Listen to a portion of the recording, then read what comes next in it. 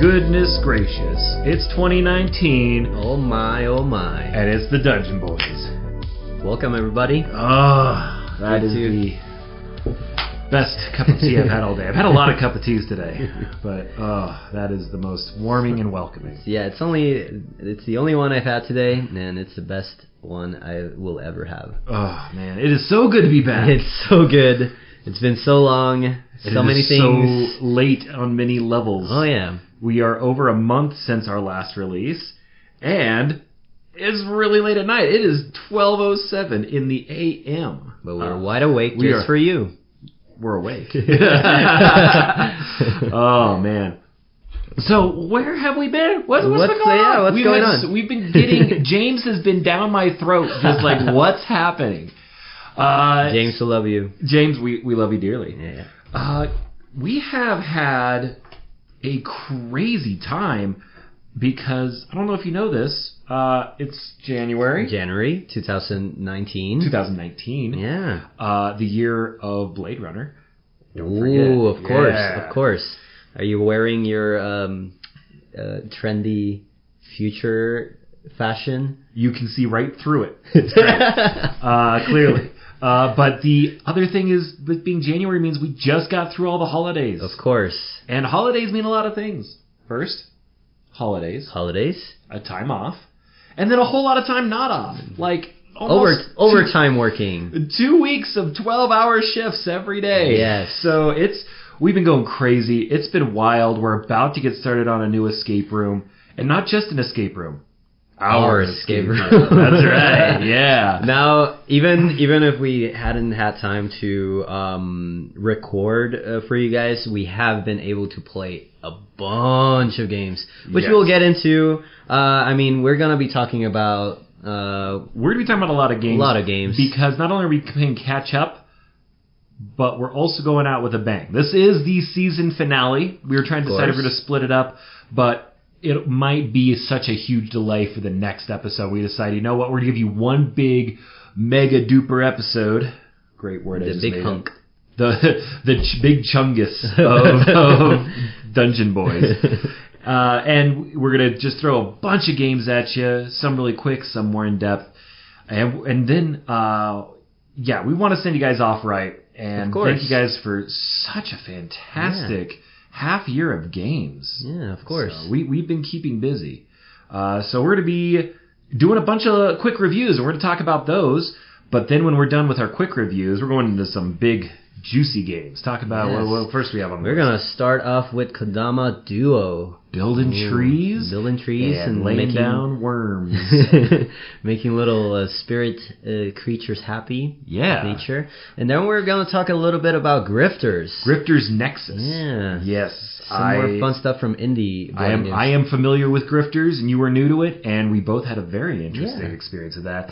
And finally, a Kickstarter that rolled in, and I have bugged everyone. Sucker Jair into playing Dinosaur Island. Oh my god! Yes. You didn't have to sucker me. Vaporwave Jurassic Park, and if that's not the most millennial set of words, I don't know what is. We're gonna hit you off with a good tea time to send you into 2019, and then our special send off. We're both gonna talk about our top fives of the year. We both categorize this differently, and I like that. Yeah, but.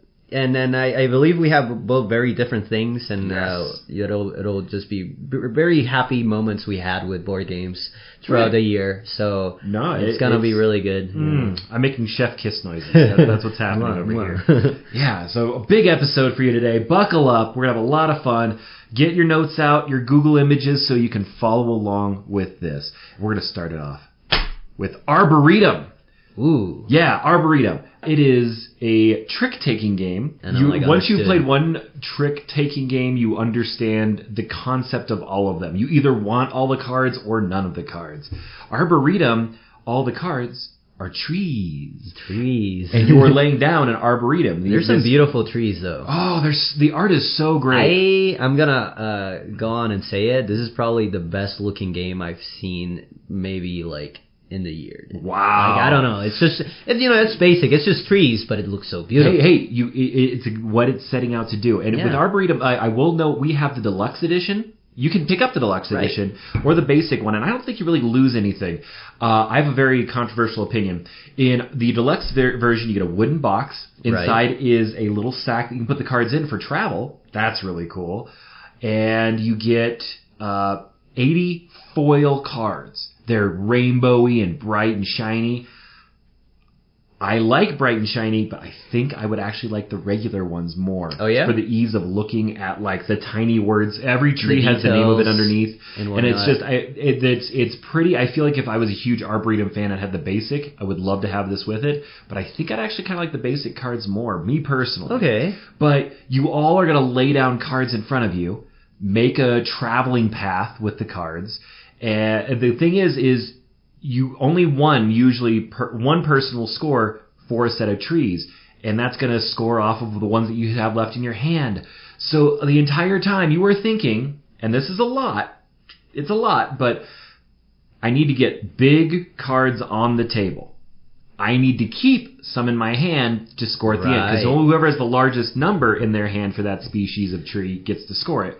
And I need to consider not giving big numbers away for cards that other people want. Yeah, because other people can take them if you put them out on your discard pile, and you can take them off from other people. So you're looking one man's into trash is another man's tree. Yeah, exactly. I think that's the perfect way to put it. Yes. And I hate it. I hate it because just starting the game out, I really didn't understand all of the rules, and I think not everyone did as well. We bled through the game. This is much more of a first impression than it is a genuine review. And I ended up with no points while I was set up to have all the points, and just by a simple misconception that I had about how the points worked, I realized didn't have any. When I went back, I realized the moment I phrased something in a way that made it sound that way. Because I was like, I know, because I did explain. Yeah, there's a lot of this one. It has a lot of crunchy rules to learn. Once you learn it, it makes all the sense in the world. But you are going to mess up your first time. No, but and you have to be okay. I'm with ready that. to play it again. Yes, I've had I think 4 different trick-taking games in my collection. This one I think is going to stay longer than all the rest. I think as soon as you find out how people can mess up your game, next time you play, you're like, oh, I'm gonna mess people up. And just that level of interaction I can play with 4 people, because most of the ones I play 2 to 3. Right. I really like it a lot more than the other ones, because even like with games like Haggis, which is excellent. Did I ever play Haggis with you? Yeah, we did play Haggis. Yeah, and that was a lot of fun. I think my big difference with Arboretum is it doesn't feel quite like just a typical deck of cards. It does have the bigger feel, whereas games like Haggis and Tichu and Chimera all run off the idea of a deck of cards. Right. So I really, really appreciate what Arboretum is. First impressions more than anything else, but we're going to be diving into that more, and we definitely recommend that you do as well. Give it a shot. Of course. And, just as a shout-out, it was really fun. We played this at Etten, and we had our coworker Mariah. Yeah. And that was really cool. So shout-outs to Mariah. I don't think she but it doesn't matter. So, yeah. What next? What else? We have Caper. Oh, I've been dying to play Caper for so long. Have you ever had capers on your tuna salad? Not on my tuna salad, but I have had it on my bagel with lox, and it is tasty. And this game is very tasty. It has nothing to do with fish. Caper. Tell us about Caper. Okay, I'm gonna be honest. We played this just a one time, and there's a lot going on there that I don't quite remember as much. But what I do remember is how I felt about it, comparing it to Last Will. And I'm not sure if we ever talk about Last Will here? We never talked about Last Will in depth. Yeah. But a lot of how Last Will iconography is very like bare bones. You have to have your like instruction manual with you, so you know all the iconography, so you know what you're doing with your cards and whatnot. With Caper, it feels just as a simplified way of playing that Last Will game. That it's not a worth replacement at all like Last Will is, but you're basically stealing stuff from museums, and you want to have the best spies or the best capers. Capers, yeah. Thieves, imposters and whatnot, and they all have their different attributes that combined with each other just give you the better combo. And I don't remember, did I win that one? You stomped me. But it's because, okay, so this is, again, I forgot, I really treasure one of the great things that makes Dungeon Boys so good is you're coming in fresh, and I'm coming in with all this experience. Right. So here, I did not expect this to be compared to Last Will, but you make a lot of sense with that. Yeah. I like that. For me, we are big fans of Seven Wonders Duel, a 2-player version of the popular Seven Wonders. It's great. But I feel Caper is closer to Seven Wonders than Seven Wonders Duel is in the fact that, for those who don't know, the game is about having a hand of cards, playing one of them, and passing the hand on. In Seven Wonders Duel, it plays differently. Caper is that. We have a hand of cards, we play something, and we pass on. You can go to 3 different locations, Paris, London, Rome. You can go the Eiffel Tower or the Colosseum, and you were recruiting kind of like, for me, I loved it because it felt like a really Art Deco version of Ocean's 11. Oh, and yes. so you lay down, he's going over to the art museum, so I'm going to load up over here at the Eiffel Tower. Because at the end of the game, there's certain scores that decide if you were the successful, but you also put down equipment on these people. And so you will use only so many of the cards available, offering a lot of replay value. Just by choosing whether you go to Paris or Rome or whatever, there's only certain cards you use. And what combinations you have of equipment and spies and we messed up last time where we played the entire hand. And in most draft games, you discard your last card. But that was the little thing.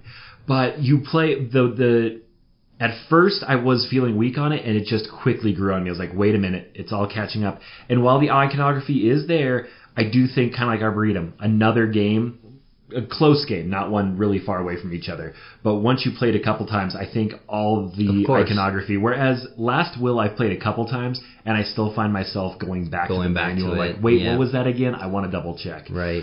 And Caper's art.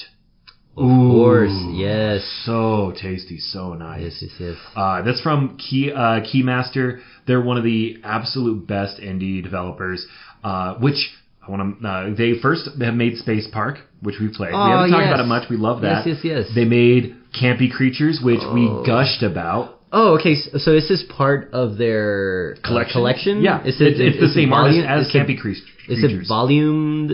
Yes, I believe it's in the... So there's a secret number on a lot of their games, and in the catalog, this is what makes this game just the flavor of it. There's a manual, but some games have a key, like you can look at all the iconography. Right. With all the equipment you can get in the game, it offers a catalog, so it looks like you're flipping through all these spy gear things, and it's really nifty, and on that it says number 4. So, cool. And we talk about Kickstarters on occasion. At the end of the month, coming up here very soon, probably by the time this podcast released, Keymaster is going to be releasing their next Kickstarter for a game called Parks. Have I told you about Parks? Huh. Yes. It's in national parks? Yes, you have told me about it. There was this big art project, a print run that's still in development, I think, where they're printing 59 posters based on national parks. And Keymaster is going to turn it into a game. And you have meeples that are hikers and stuff. You're getting resources. It looks very chill, very lax. Whereas Caper and Campy Creatures are more of the exciting games, I think this will be a more relaxing, beautiful game, a lot like Space Park. So keep an eye out for that. I mean, I can't say anything about the game itself. I'm dying to play it, but I've got such a good vibe, and Keymaster is not letting us astray. As soon as we get to play it, we'll talk about it, because it does sound exciting. I'm sure it'll be like a standout for 2019. Oh, yeah, I'm positive. Ticket to Ride, New York. Okay, I played Ticket to Ride. I haven't. Well, until recently, twice. And each one plays a little differently. The main Ticket to Ride is a map of America, and you build tracks along the way by collecting cards. One of the simplest games out there. Right. I brought it to my family. Route setting, just setting routes to get to one place to another. With the moment you hear that someone wants to play your kind of board games, if they hear you're interested, this is one of the best games to hand out. And a lot of people understand that. I gave it to my family. They rolled their eyes, like, we'll give it a shot. And they had a ball with it because it's so simple. Ticket to Ride New York is the latest iteration. they cut the game in a third. The game is usually 45 to an hour. The only reason ours was longer is because we were playing it at work. It is 10 to 15 minutes. It is quick. It is snappy. And you move. The board floods quickly. You run out of taxis fast. And it's taxis instead of trains. That's so cool. And it made me nostalgic since I was in New York just recently and just going through the city. I'm like, I've been to Greenwich Village. I've been to all of the other places in New York. No, genuinely, you need to check out Ticket to Ride if especially if you've done travel, because I was born in Germany. I've done a lot of looking at Germany, and one of the recent games is Ticket to Ride Germany. Oh, nice! And I want to look through it and say, look, Munich, blah blah. Yeah, and it's so cool in that. Ticket to Ride New York.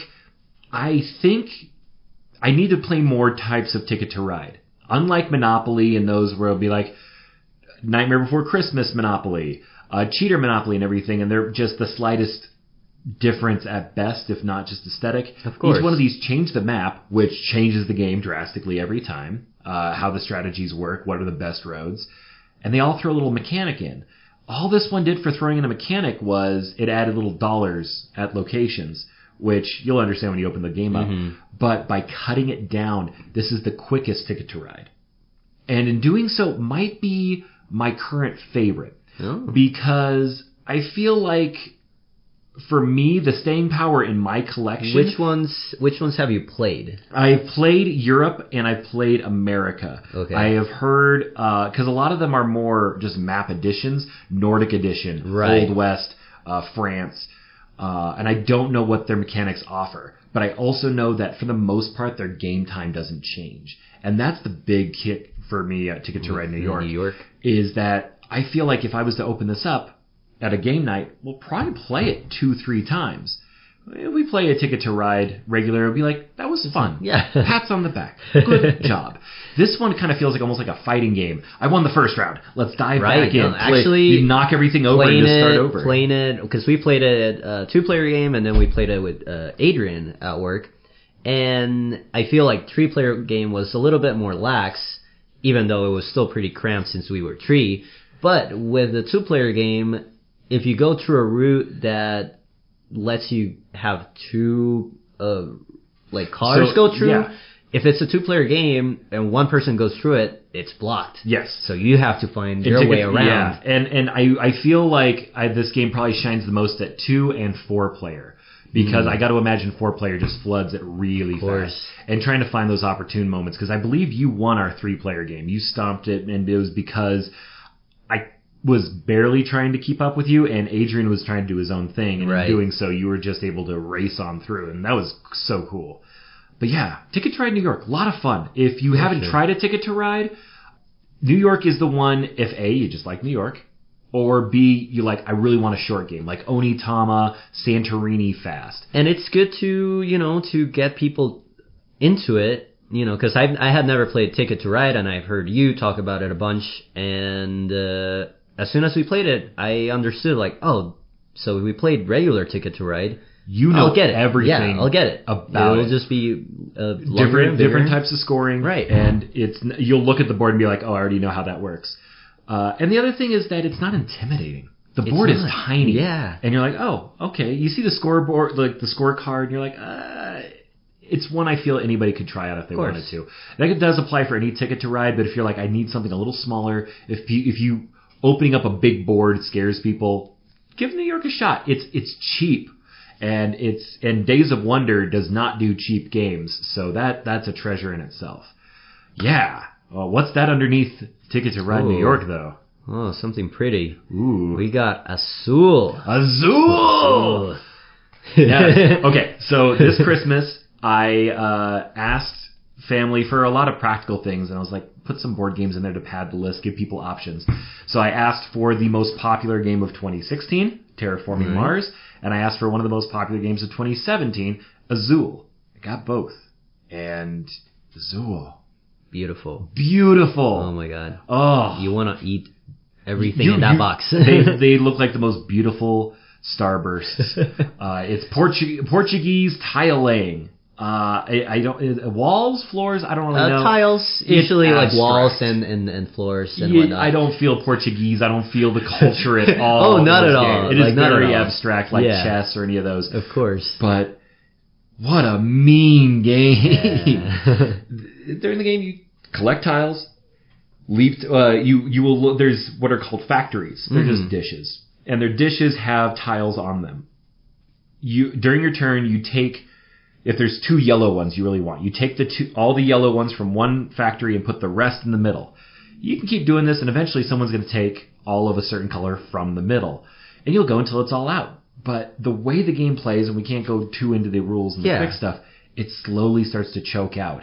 And if you aren't playing optimally, people can force you to take so many tiles that you can't take. And if you take a lot of tiles, that's just gonna, you're gonna hurt so many points. Yeah. By the end of the game, what's great is when you're learning the game, you start doing good stuff. By the end of it, you realize, now that I understand it, I also now have a third of the options. Right. And I have to start dancing around the board, be like, ooh, I need this, but I'm gonna need this. And the thought process of the game, it's just... We were thinking almost like 3 turns ahead, and the last time we played with Evan and good old Evan. Eddie. Yes, what's his name? Eddie. Yeah. So Eddie was winning by far, but we were just trying to figure out how to get the most points and get other people to get the least amount of points, and it gets to that point where there's a lot of thinking and a lot of bickering in between, like, oh, well, you should take that one because if you take that one, it's going to hurt him, or I'll be able to come back around. And the game looks so gentle. It is. It's so beautiful and peaceful. It's not. It's nasty and it's mean. And that could turn some people off. I think it could. But one thing is that for a mean game, we always talk about the people at it.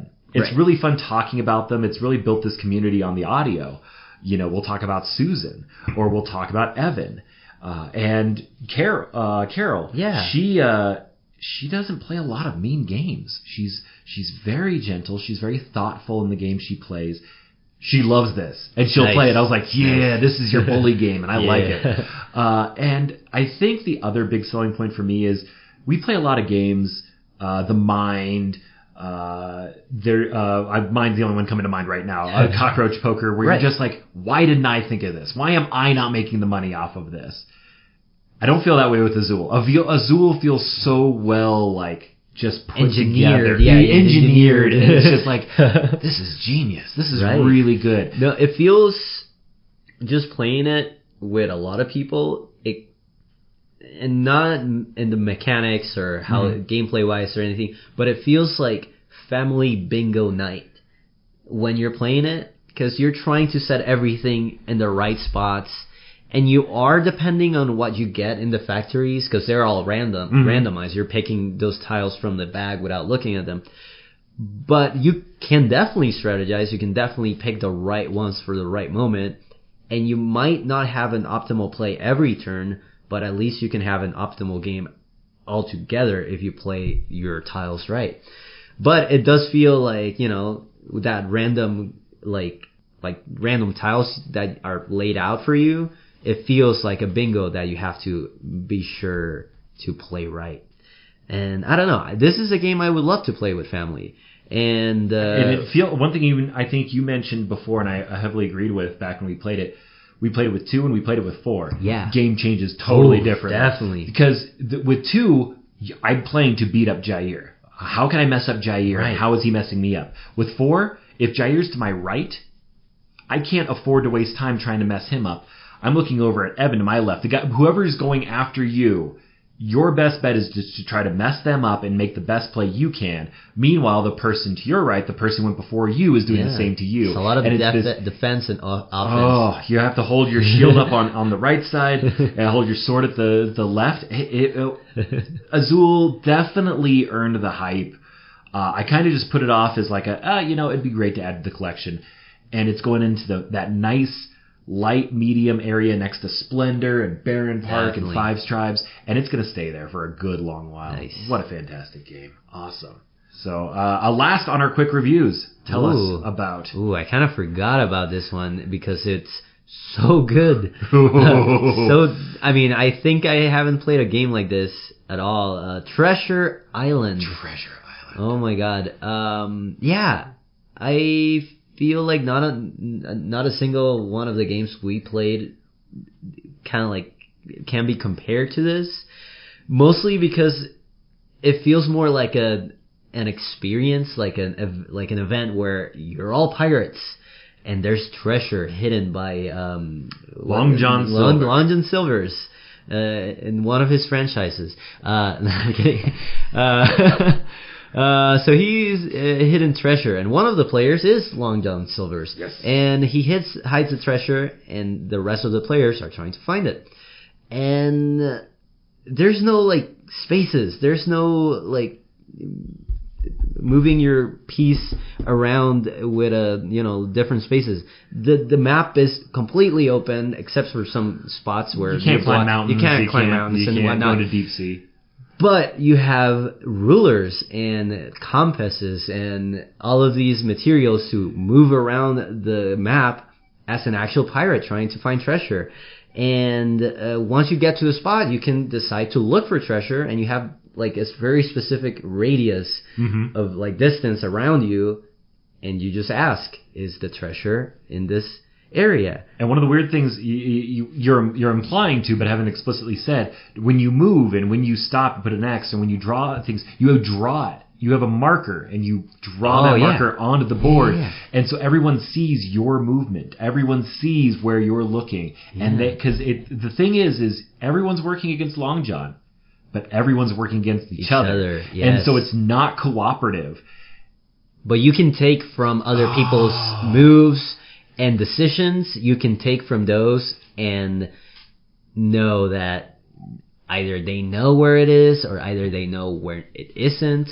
And there's so many elements that just changes, and it's a little bit of paranoia too. Oh, it's a little bit of paranoia because you're looking at everyone and you're like, or you don't, and then you feel a little confident because you think like, no, it's definitely not there because I calculated it this way, and I'm sure it's not there. To give you guys an idea, okay, so Mariah looks, sometimes I'm Long John in the game we played.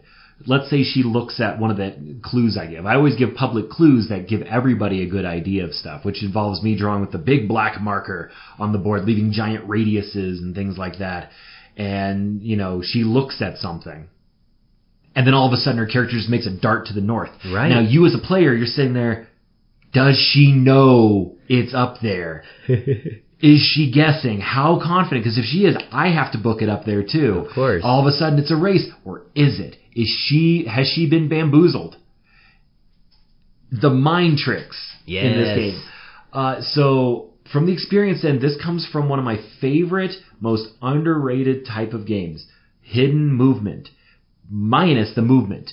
Long John is imprisoned very early in the game by the players. They put him on somewhere on the island. And he doesn't move until the very end of the game, if you get there. The very beginning of the game, he looks at his map and he marks the tiniest X. The tiniest spot. And he's like, that's where the treasure is.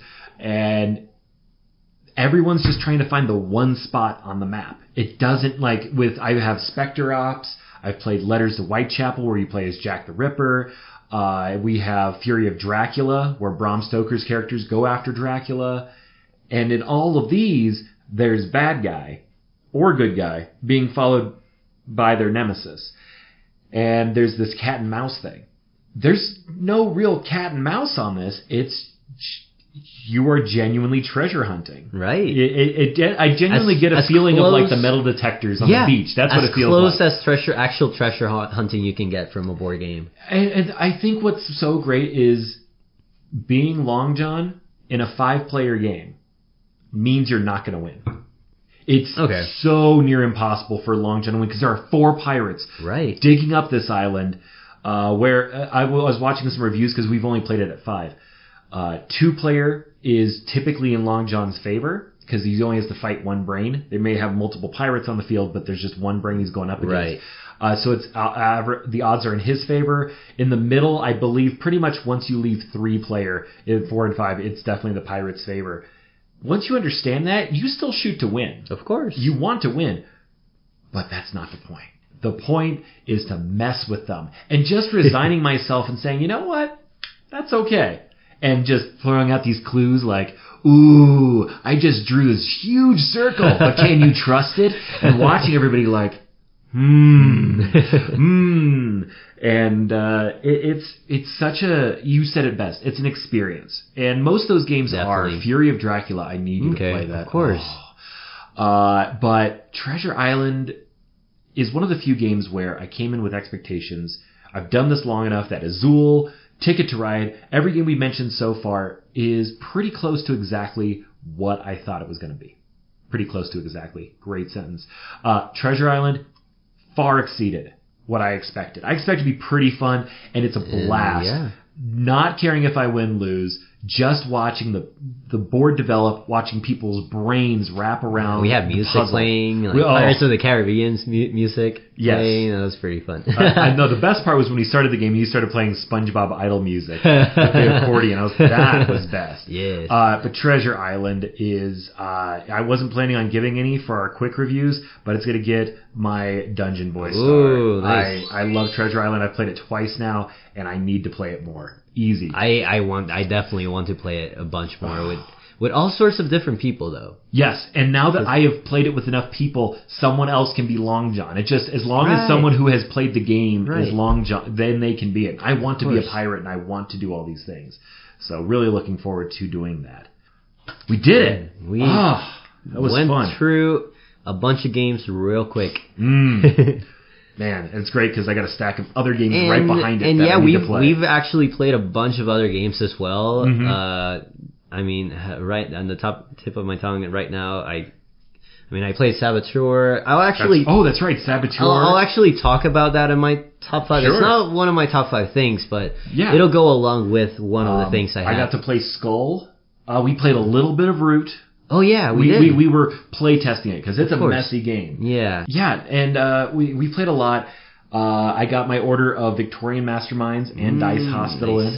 Dying to give those a shot, but right now we got some gifts, not from Santa, but some friends over at Indie Boards and Cards. Oh, they love them. They've been a favorite for a long time. We mentioned it back when we reviewed Flashpoint and Don't Mess with Cthulhu and such, and they agreed that we're all cool people, and they wanted to hook us up with their newest games. What do we have? We first off we have Kodama Duo. Beautiful. Jair, take it away. Oh boy, these trees are beautiful. That's all I have to say. You're building trees in Kodama Duo. Quick way to explain it is term that you mentioned earlier. You cut it Swiss style. Swiss style. We draw 3 cards. You draw three cards, but depending on a specific order, either you split them. We collectively would have 3 cards, not each, but collectively. We split them. Well, you split them. I would split in this case. And I pick one. Or I pick the 2, and then I discard one of the cards. Cool thing is, the next turn, it's my turn to do that instead of splitting the cards and then someone else takes it. Depending on what you do in that phase of the game, there's either penalties or things that help you, but it's all depending on what the rule sets are, because there's different rule sets. The decrees. The decrees, that's the word for it. And how many, there's a bunch of them, right? There's 3 seasons in the game. You play through spring, summer, and fall. And at the beginning of each season, we draw a card for that season, and it changes the rules for that round. Right. Just little ones, but they can have a monumental effect on the game. You get tokens sometimes during your turn. Maybe you get 2 this time instead of 1. Stuff like that. Yeah. But now, so when you're building the tree, and you're building this tree for the little Kodamas, if people don't know about Kodamas, or you are a millennial and you're not watching Princess Mononoke. Exactly. That's your fault. Just forest creatures. They're from Japanese folklore, little cute white spirits that take care of the forest. So you're building trees for them so they can spread their spirits around. Now in these trees you'll find different elements. You'll find worms, you'll find flowers, you'll find clouds and all sorts of different things.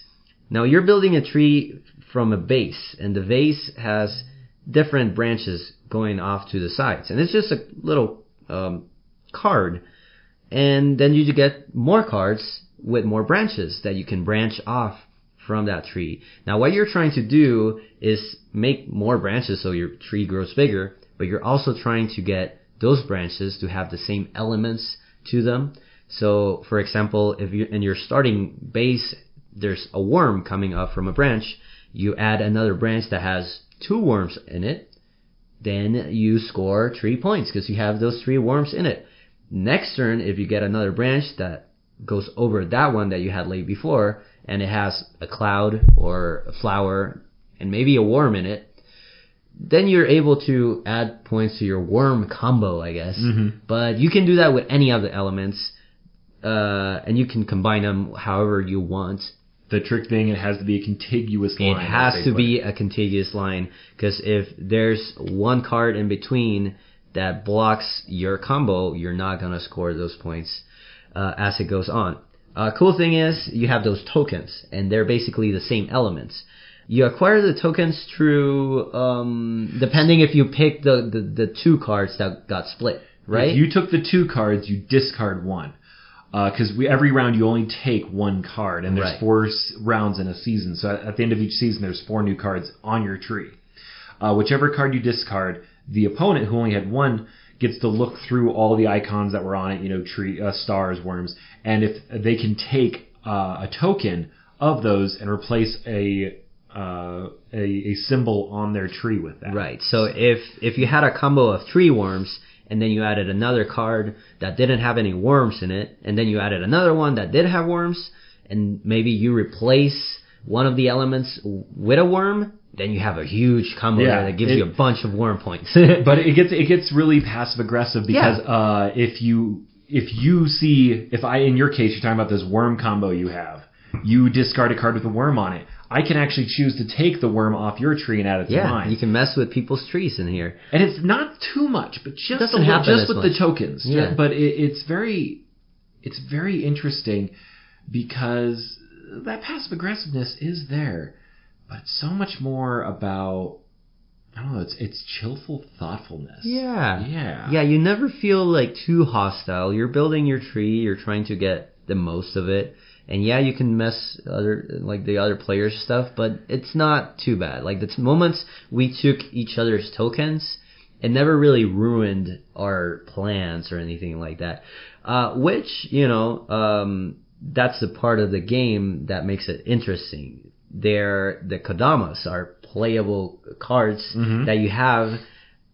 And how many do you get in your hand? 5? You get 4 of them, and you will play 3. At the end of each season, you play 1 Kodama that gives you a bunch of points on a certain thing. So you try to build your different conditions. Like, for example, at the end of the season, you play that Kodama, and one of the Kodamas say, like, oh, if you have however many branches you have with a worm in it, gives you X amount of points more, depending that you have so many, and if you want to add more points, then you have to have this other condition fulfilled, and if you play that, then it's a huge multiplier that maybe you had like 8 points starting out, but with that multiplier at the end, it bumps you up almost like 20 or something like that, depending on how many cards you have. But of course, you want to play it right, because if you use one of those Kodamas on your first round, and maybe the next one you're not able to fulfill one of the other ones, it's like basically a Kodama you missed out on. It's chill and thoughtful, but you have to keep engaged with it. Not only for the sake of scoring your own, but making sure you don't benefit the other person. Of course. Because I think a good example was, in our game, one of my Kodamas mentions you get 3 points for every branch with a star on it, but you're going to lose 1 point for every star in the discard pile. When I would get the ability to have 2 cards, that means I get to decide what goes in the discard. I always make sure a star doesn't go in. Right. So that just gave me more and more points at the end of the game. Meanwhile, trying to not necessarily ruin your opponent's plans. It's hard to ruin them if they're playing right. You want to do a mix of growing tall, like one ridiculously long branch, and growing wide, several different branches, because that way if you get a bad card that doesn't quite work, it just goes in a better spot.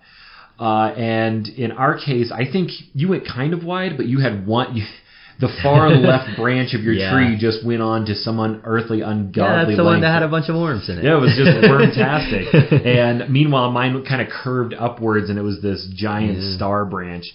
And it was this.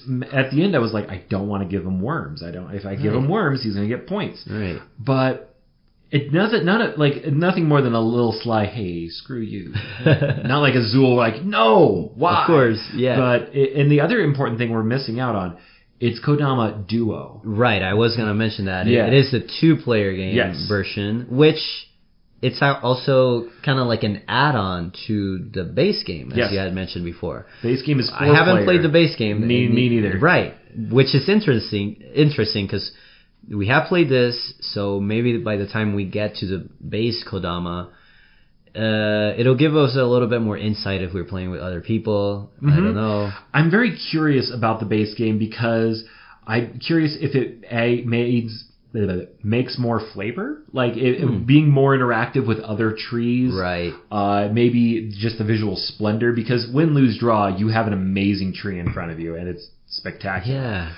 The thing with Duo is, while it is interactive, it does get a little dry at times, and I don't know if that's made better by 4 or if maybe there's more wait time. Because there's not much wait time in this, because one splits, one takes a card, and then you both lay your cards down at the same time.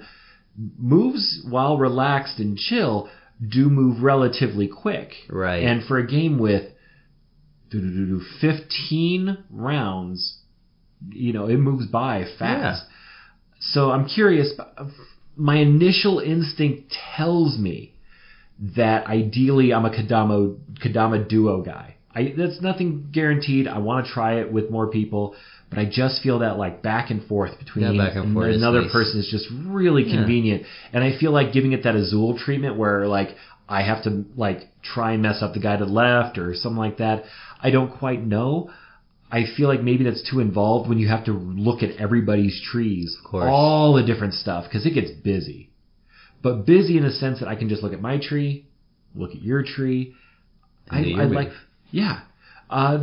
say a drawback. It's not a huge thing. You're gonna want table space. These trees get big. They get huge. You want to make sure they're there. This is not one you just cram into a corner and play. Get it out on the table. Yeah. But I really feel this is a great couples game. I remember I would play with a girlfriend for a very long time, and we would play Rivals for Catan, a 2-player version, and she had a ball with it until we played with the module that was very American. I started burning down her building. She's like, I'm not even having fun anymore. I don't think Kodama Duo, I think it's something we could have played, where she would still be engaged with it. And that was, that would be a really good way of being able to be competitive. But like at the end of our game, we're just like, that's nice. This is not, I would say, I don't want to say that if you're that if you are competitive, it's not for you. I think you could get real. I think you get into the number crunching and the combos. How do I make the best of the options I'm given? I do think it's there. I don't know what somebody who's super competitive for Kodama Duo would feel. When I play it, immediately with the aesthetic, it's super cozy. This game is cozy. And I can't see myself. It's a good game to play on a winter night next to a fireplace, some tea. Yeah. Putting up a tree. So they should do a Christmas one. Ooh, yes. Setting up a Christmas tree, dude. Yeah. Christmas Kodama. Indie Boards and Cards, if you're hearing this, we take minimal royalties on this idea. Cling that. Oh, man. And they're elves. But yeah, elves, Christmas tree, Kodama. I think that could be a lot of fun. I would pay for that. So yeah, Kodama, chill, relaxed, thoughtful, provoking. A little dry. It could use a little. I don't know. I feel like it could use a little bit of a kickstart at times, but overall, no, it's a great game. Great. Feel nice and warm, and I want to play that more and more. But moving on. I am back on my BS. Grifters Nexus. So, Grifters, the original Grifters I backed on Kickstarter with a bunch of indie boards and cards games back in the day. And got it, and I played it a bunch at first. I had a hard time getting it to the table. The art is very cyberpunk. It's from the dystopian future. If you're familiar with Resistance and Coup, we reviewed Resistance a while back, but Exodus as well. Yes, and Exodus. The art is very intimidating because it looks like a thick game, but it's a small box, and it's not. It's very simple. Everybody has a tableau in front of them, and it's been best described as a hand management game where during your turn you have a hand of starting out with 6 different grifters, and they come in 3 different types. I forget brain, brawn, and speed, which are blue, red, and green. I'll be referring to them as that from now on. And you have 2 options. You can play a grifter. If you play them, you do what they say. Blue ones get you more cards. Green ones let you mess around with the game and the rules a bit. And the red let you steal, usually from your opponent, money. Because at the end of the game, money is what matters. You can do that. Or you can you can complete a job. There is a tree.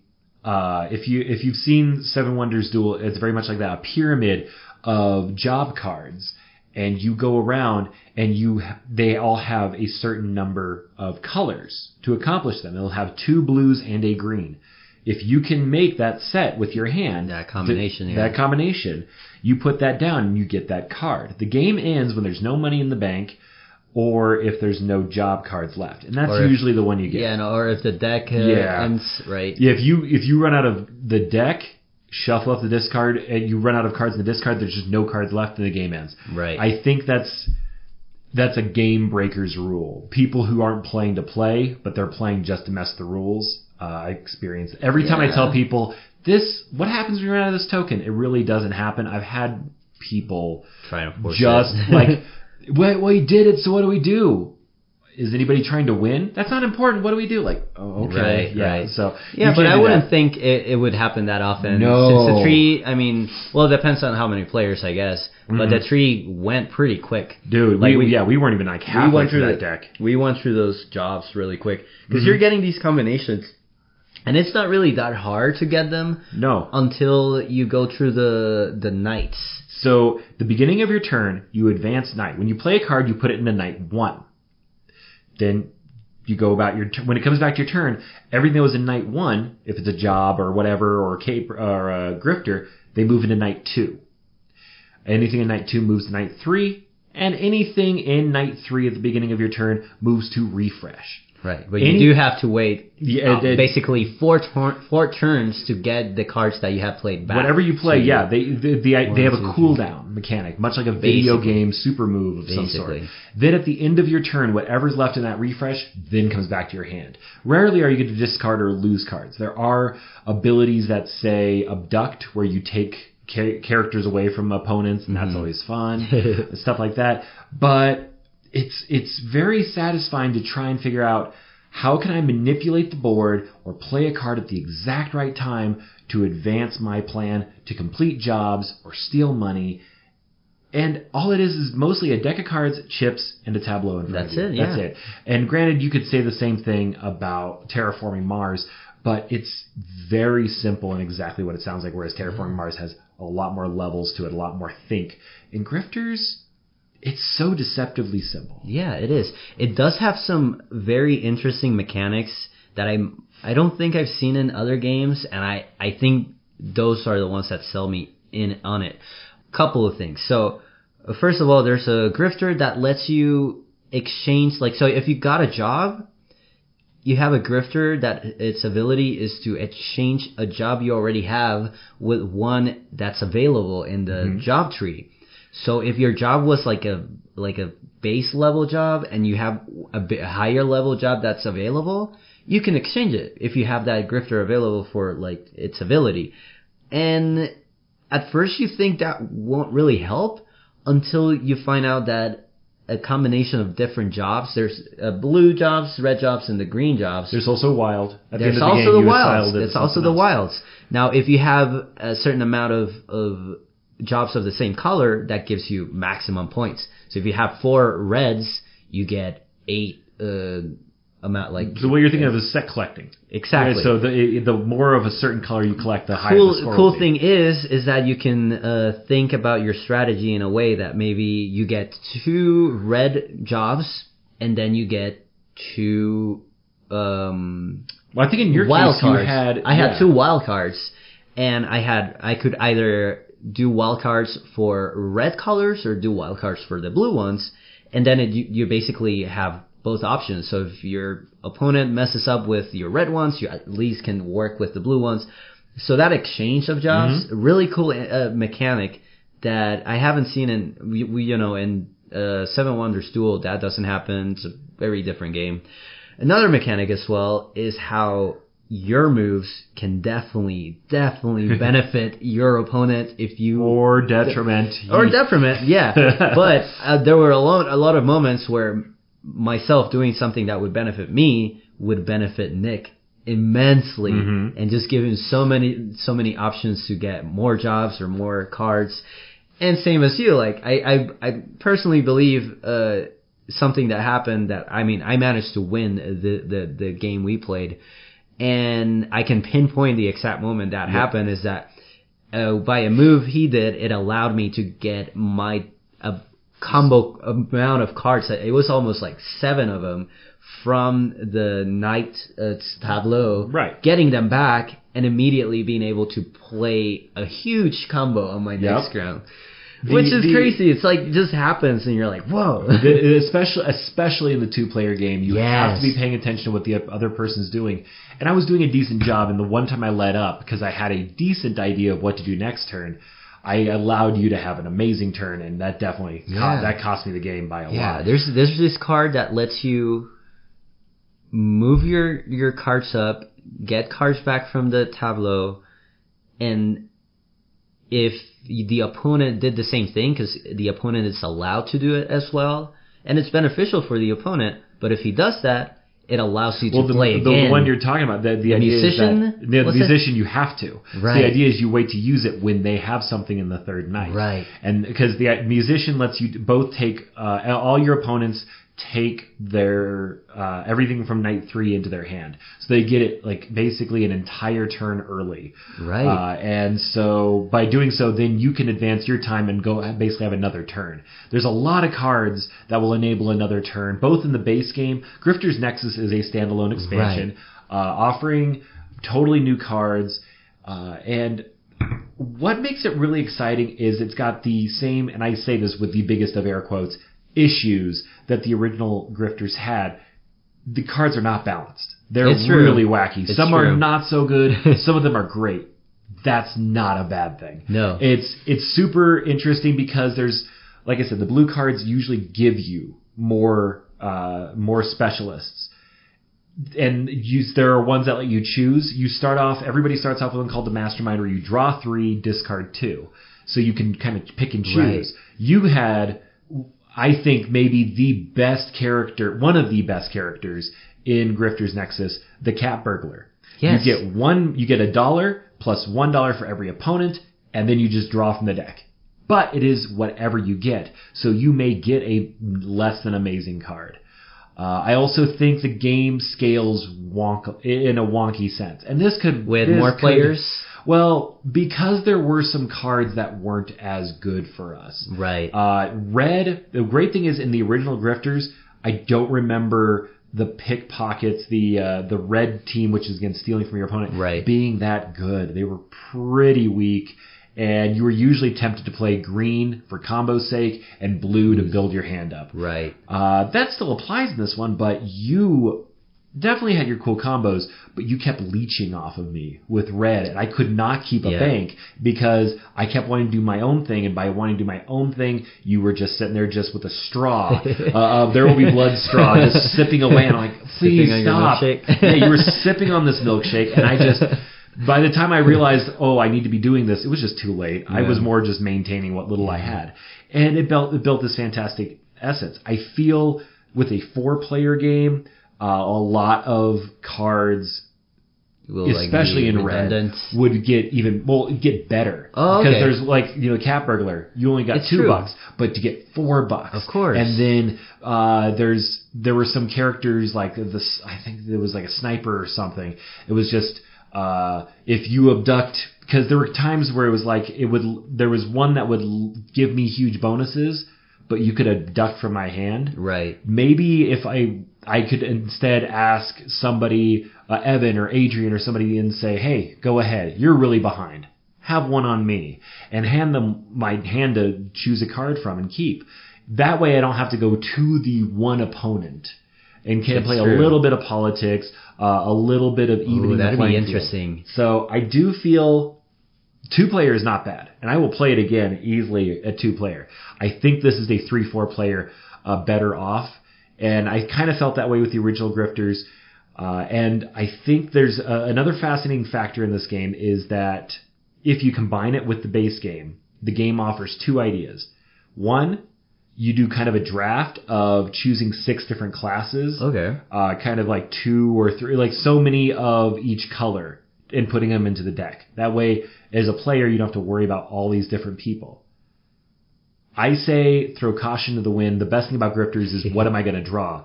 And it's the other option is just say, if you know how to play, I say even if you don't, put all the characters together. Just see what happens. It's a wild game, and it definitely, like Caper. Caper is more like a tight. It feels like you're going on a kind of an adventure. You're going to Paris. We went to Paris. We had the Eiffel Tower. We had the Louvre, and we were like, I'm going to send the barber over here, and I'm going to send the scuba diver over here.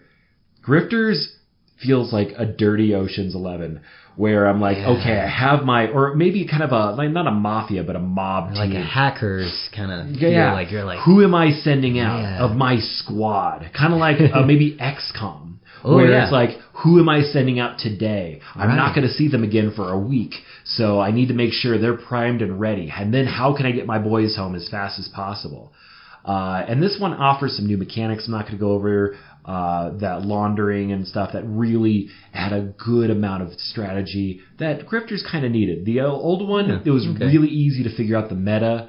The femme fatales were way too powerful in my opinion, but I like that. I like the lack of balance in the game. I say that positively. And I think Nexus offers that in just a different way. That I think the Cat Burglar is one of the best cards. I don't know. I need to play a lot more and figure that out. Yeah, because if you keep spamming them, which is what I did. I know. You get a lot done. No, it's... but we played one dupe the entire time. I think dupes are incredible. Right, they were the ones that duplicated. You drew 2 cards... You draw 2 specialists, you discard 1, and then the dupe does what the discard says. And there were a lot of cards I didn't even play. I played them to build combos, but not a lot of those. Play them. And I was in the same way, but I feel like a lot of those would be more useful in a 4-player game. Right. And so we can't necessarily go on the full review as we didn't do the 3 and 4, but I fell out of Grifters only because the aesthetic can turn people off. We talked about in Exodus how the art was such a slog compared to the amazing accomplishments that Coup and Resistance brought. Right.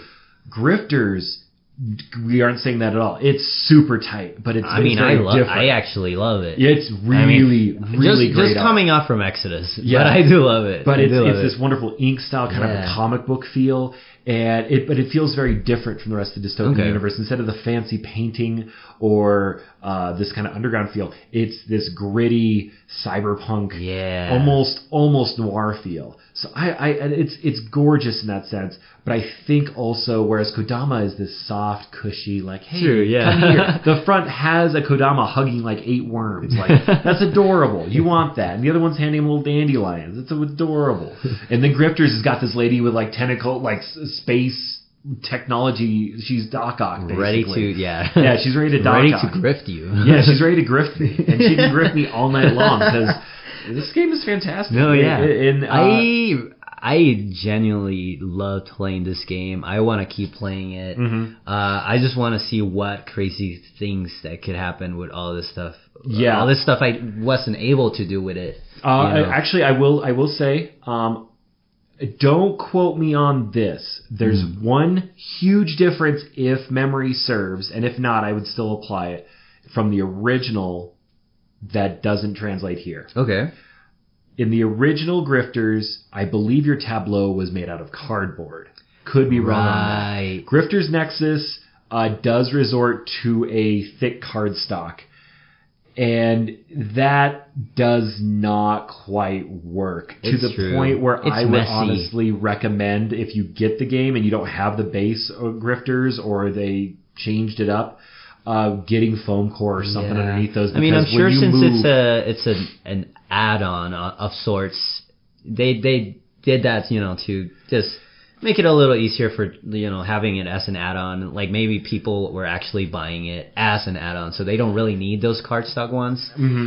But, they were messy to play with. Because the whole point is shifting a card from space to space. Yeah, you're moving the cards on top of it. And it's just that cardstock, it does float around, and that's uncomfortable and weird. Yeah. But genuinely, I know the guy who has my old copy of Grifters. I sold it to Evan. Evan sold it to him. I may go get it back, mix these up, because I fell in love with Grifters again. Yeah, that's awesome. I really enjoyed playing it. So yeah, I didn't plan on it, but I really think I'm gonna give it the star.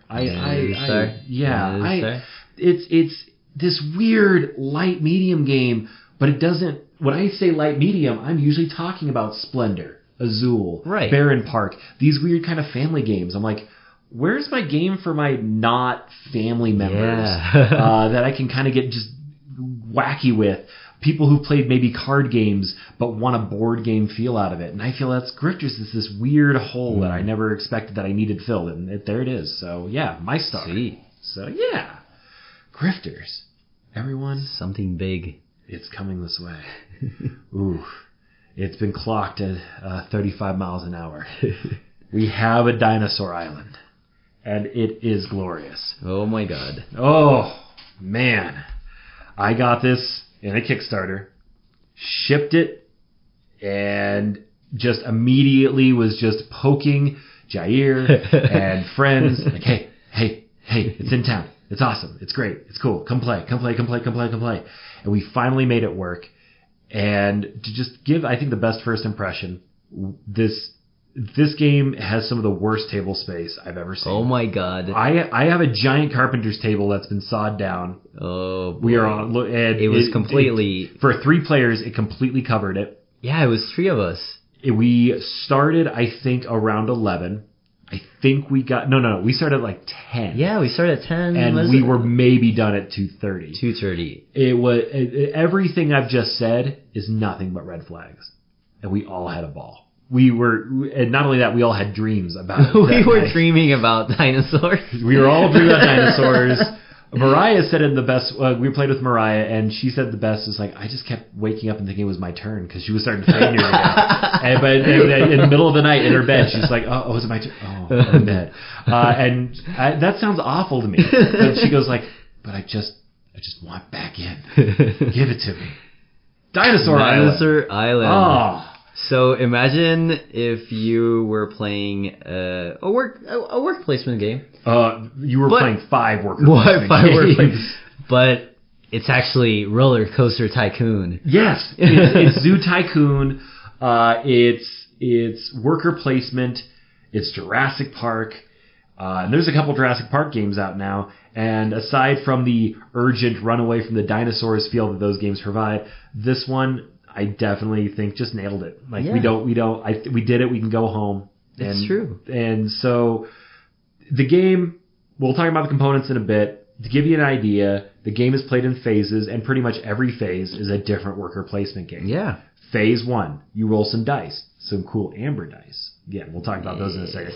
They got the DNA on them. They may have cool abilities on them, and then you draft. Where are you gonna put your scientists? You have scientists, which are these cool little What are they pieces. gonna research? Yeah, are you gonna research new recipes for dinosaurs? Mm-hmm. Are you going to research, get some DNA? Are you going to increase your cold storage because you can only have so much DNA? You not only have a spreadsheet sort of game, and that sounds awful, but trust me, it's fine, it's beautiful, of all your DNA and your abilities and all that stuff. But you also have your park. Each player has 2 boards to worry about. So you have to look at these and figure out what all's going on. Then we move into phase 2, which is adding on to your abilities. Are you going to get specialists? Yeah. Characters to help you out? Are you going to add spots for your workers to go to? Are you going to buy more DNA? And it's just, both of these things on their own are super simple. They could be... They're super snappy, like on the level of, like, honestly, Splendor and those, but it's just a lot.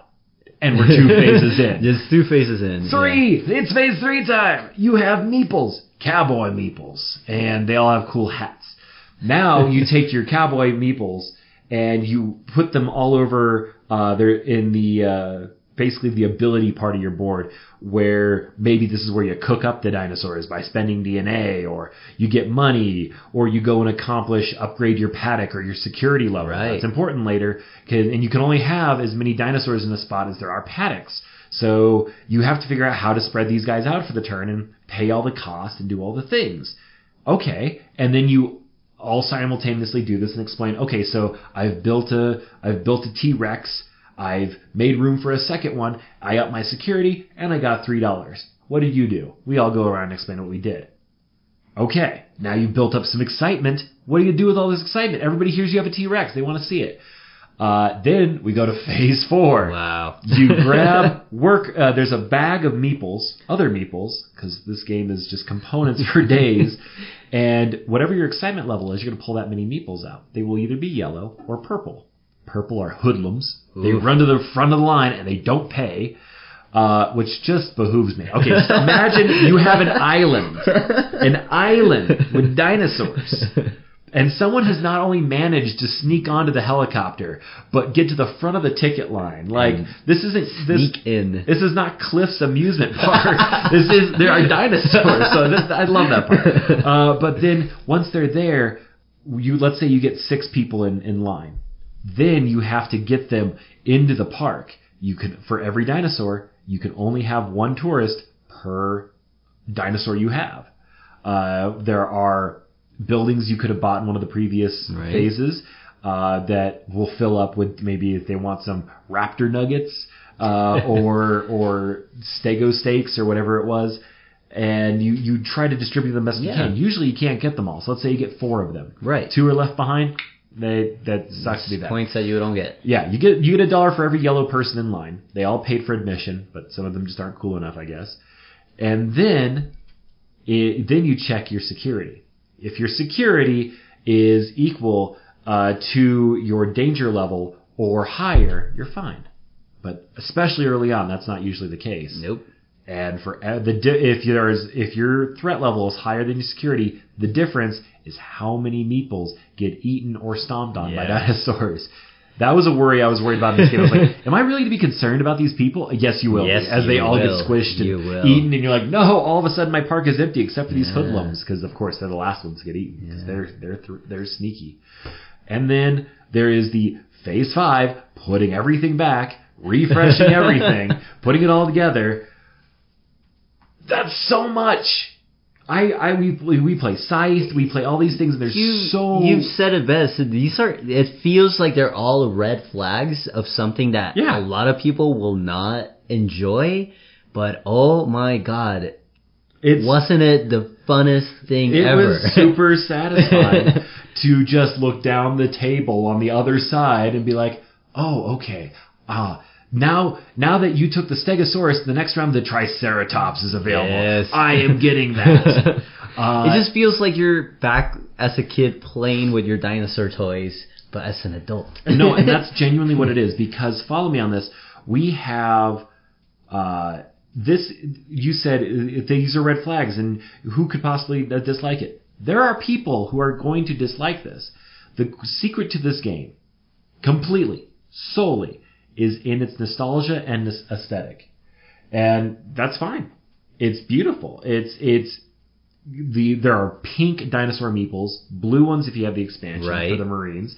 There's really great components. Some of ours are kickstarted, but there's all these different colors. You get this beautiful 90s aesthetic. Another Kickstarter thing, we have a slap bracelet. Oh, that was awesome. If you have the base game, it's a big thing of amber. It's a cardboard token of the amber mosquito. Still amber. Yeah, and so it's all really cool. It feels very satisfying. And then, of course, riding on that dinosaur nostalgia. If those things aren't for you, I think this could turn you off. There are better worker placement games out there that are more engaging and more innovative. But the fact that they just fully embrace this, and the other Jurassic Park games, you get them at Target and stuff, they don't really give that same engagement. One person's like moving the dinosaurs around, and one person's trying to get out and use all the characters. It feels whatever. I feel like they perfectly put all of the thematic of dinosaur, like Jurassic Park, as a concept, even coming not necessarily from the movies, but even from the books, of this whole scientific, like, sci-fi experiment gone wrong, and all of the things that could go wrong, and put it into this board game. And all the components, all those spaces, it feels like you are managing dinosaurs. Like, nothing feels off theme. Like, you're researching these dinosaurs. You're researching what they're gonna be living in. You're finding the people that are gonna be working with them. You're finding the people, you're dealing with the people that are, giving you money to go watch these dinosaurs so you can make these dinosaur exhibits even better. So it feels like you are running your dinosaur park, and it's awesome. And really, no, and that's the thing is, while it's not innovative, it does give you that thematic feel. Yeah. If you're gonna build a zoo, why not a dinosaur zoo? Of course. Well, now there's danger involved. Of course there's danger involved. It's dinosaurs. Yeah. Everything makes sense. And the great thing is that everybody started building different parks. For instance, we are running with the expansion Totally Liquid. I'll talk about that near the end. But you were running Ichthyosaurus, pretty much Dino Dolphin. Doesn't give you, I think, any excitement at the end of the game. No. Or it doesn't give you any excitement, which doesn't make any sense to me because they're dino dolphins, but they're all 8 points. So you just loaded up on them and found other ways to get your people in there to see them, to get you money throughout the game. I was really paranoid about hoodlums, so I got security on my team. And so it was like every time I drew a hoodlum, I could toss it back in and just hope I don't draw more, and it was fine. It worked out. Or no, I charged the first 2 of them. So as long as I drew 2 of them, they still paid. Yeah. Then I also took big risks. I got T-Rexes, and I was like, oh man, because they're great, but boy, they hike up your threat level so hard. And Mirai was kind of playing an all-around thing. Specialists that came out at the end of the game weren't that great, but man, if they had come out at the beginning of the game, would have changed everything. The DNA researcher just gives you like free, amazingly hard to find DNA. It was such a fascinating game that I know if we played again, it would be totally different. The game has a very, I would say, as far as stuff that doesn't feel organic, length cards. So the way the game goes is you keep playing until I think all but one objective card is completed. Oh, right. You play so many out for depending on the players. Yeah. And the thing is, before you begin, there's 3 decks: short, medium, and long game. We chose long game because I had heard there wasn't much of a difference between medium and long, and that short feels too short. And even like not playing, I completely agree. Just if you played an engine building game, just imagine like you're turning on your car and you hear the like rev up, and right before the engine starts, like that's it. Yeah. I got 3 dinosaurs in my park. Oh, you're done. You're done. Yeah. We've spent an hour and a half setting this blasted game up. I am not done yet. I think if I was to play again, especially later in the day, I would want to go medium. Medium for sure. Long is because they are achievements, and they do feel like, because I think maybe halfway through we got like the first one, but most of the other ones we got were basically at the maximum amount of dinosaurs we could have had in our parks. Yep. Well, long kind of lets you wrap up. Like at the end, you're satisfied. Yeah. And I don't mind being cut off early as long as it doesn't feel cheated. And I feel like I'd feel cheated in a short game. But I would want to play again with medium and see if I feel that way still. I think maybe I'm going to be forced to make quicker decisions. Like, okay, I'm not going to feel everything, but what can I do? That's true. But it's super satisfying, and it offers so much variety. I'm not usually one to say the more stuff there is, the better, because the variety of replay. To me, that sometimes translates to there's not much game, so hopefully surprise keeps you coming back. Right. But I think we saw most of the specialist cards and most of the dinosaurs, and my thought is I just want to see what order they come out in this time. It's true. And then again, we're going back to the component quality. Jamie Stegmaier, Scythe, was talking about it in one of his videos. Oh, yeah? Pandasaurus is pretty indie, and they get huge props for their indented player boards. When you move your DNA, it's a little cube you move on this track, and there's a dent. You put it in, so it stays there if you were to punch it a little bit. Very Scythe-y. And he's like, I know how hard it is to make those. Anybody who can accomplish this and pursues it is great. And I was like, I completely get that. I understand that. The dice are some of the chunkiest, best feeling dice out there. If you played King of Tokyo, it definitely is around that size. And they're amber, they're see-through. They're kind of ugly, but I just feel like they're so embraced in the theme of it. I'm like, I don't care. They're fantastic. The big pink dinosaurs. We are running. I will say the thing is, in the Kickstarter version, you get all sorts of different dinosaurs. I thought that would be a make or break for me. Actually, I don't care. The base game is just Triceratops. Right. And and I was like, you know what? Not as important as I thought it'd be. It's nice, and I'm glad I have them. Yeah. But I wouldn't worry too much. What is great is in the Kickstarter metal coins. These are some of the best metal coins in the game. They're painted. They have that Jurassic Park font on them. It felt good just to hold them. Whereas the base game does give you some really light, tiny little chips. Not as cool. And of course, slap bracelets beat Amber for days. Then what goes without saying, because while Dinosaur Island is from last year or the year before, Totally Liquid is from this year. It's modules to the game, including marine biology, a fifth player board, a whole bunch of other stuff. I'm not usually one for modules because I feel like I'm going to use one, maybe two. And then usually I have to show the whole base game with people first. Not this time around. We jumped right in with the Marine right away. Yeah. I want to play again with the executives. They are the coolest. They make everybody so radically different from the get-go. You have a hotel. I have a casino. Oh, nice. Mariah's trying to make the Mega T-Rex. She's basically playing Jurassic World. Nice. I feel sorry for her. But and it's just already doing it like that, and we all get like a special superpower that'll change how we play. I think that will change the game dynamically. I thought marine dinosaurs would be the best part of it. And somehow these tiny little yellow, everybody gets one singular yellow meeple as a part of theirs. And like a third player board. But I was blown away by the concept of it, as well as secret scoring points, another one, and some other cool abilities that honestly, you don't need Totally Liquid to play Dinosaur Island. I don't think you will, honestly, unless you play short game, I don't see anybody playing 5-player of this very often. But if you enjoy it, you are not going to... I think you'll know right away if you want more of the game. And if you want more of the game, Totally Liquid's just right there. It's ready for you. For sure, yeah. I was really impressed that despite the table presence, the massive... table presence, table requirements. Yeah, it's true. An event. What a great way to put it. This is... If it's medium or large, especially if it's medium or long, especially if it's long, this is your game night. You're not getting something else to the table. It's gonna require everyone to help you put it away. You know what? And this is not a dig at the size of the game, because I absolutely love it. But it's kind of like a challenge to the developers. All of this awesome worker placement dinosaur themed experience, just as a challenge to make this into maybe like a third of what the game is as a Dinosaur Island Junior. And if they're able to do that, props to them. But I'm kind of excited. I don't know what the quote is. I don't know how to say it exactly from Fist of the North Star. But you are already dead.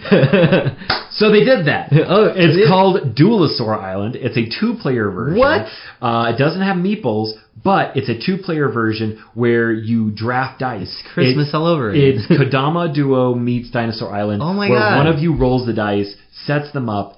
kind of cuts them in a way, and the other person decides which ones they get. Okay. You build all this.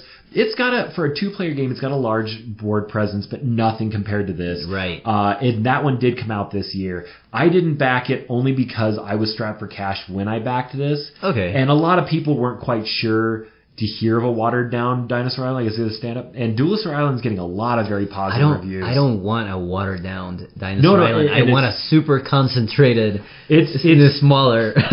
Basically, what it's going to do is when I say watered down is a very poor term. I appreciate being called on it because it's not so much watered down. It's that it took parts of the game. Okay, right. And saying we are going to make these the most important. In the base game, the dice not as important as they look. They're very important, but you think at first they're essential because the first thing you do is roll these dice. In Dinosaur Island, they are one of the key components of the game. You have to figure out how to use them, stuff like that. So it's definitely something I'm dying to try. And it's out there. That's a pleasant surprise. I was like, wait a minute. Oh my goodness. Happy to dunk on this. I want to wrap this one up here, but what are your thoughts on Dinosaur Island? I absolutely love dinosaurs. And I mean, we could have played any other dinosaur game and I probably would have loved it just because it's dinosaurs, but it's Dinosaur Island and I just don't love it. I double Dungeon Boys star it. Well, I lost my star all of a sudden. It was just dunked out by Jair. So luckily, I was also going to give mine out before it was taken from me. This game is fantastic. It's excellent. It's a basic game. It's basic in what it is if you strip it of its theme. But that's not negative in any sense. No, not at all. As Doc Hammer once said, there's no such thing as originality. There's just genuineness, and this game does feel genuine. It's true, and I appreciate that's the perfect word for it. Genuine. It's a genuine love letter of dinosaurs in a board game for something that we wanted for so long.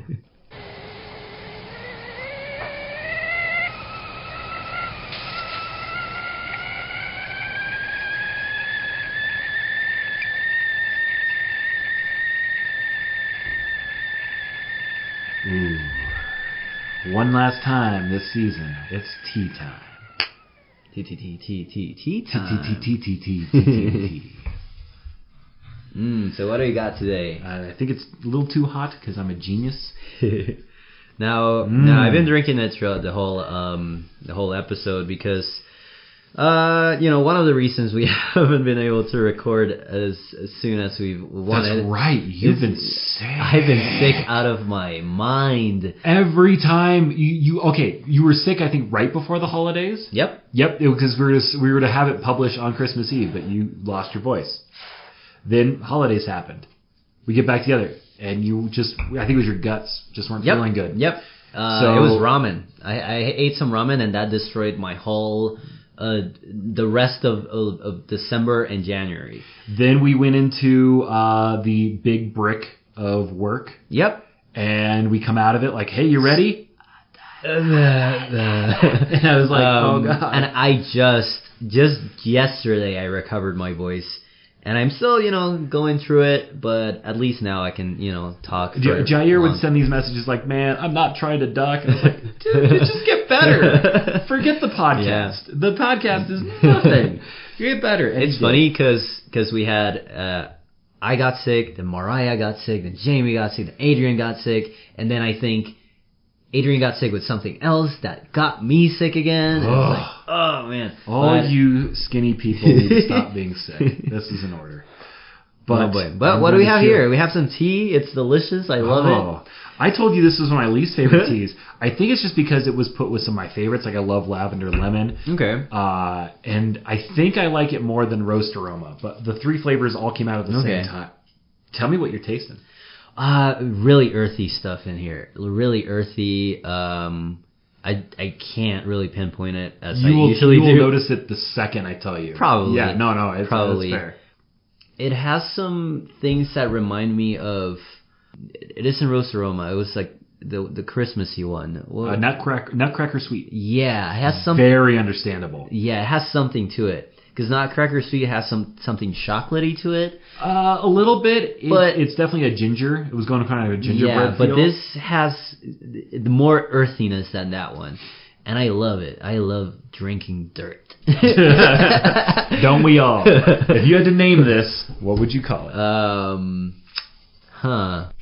Mud Hut Matinee. I'm not going to tell you what it is, but I like that more.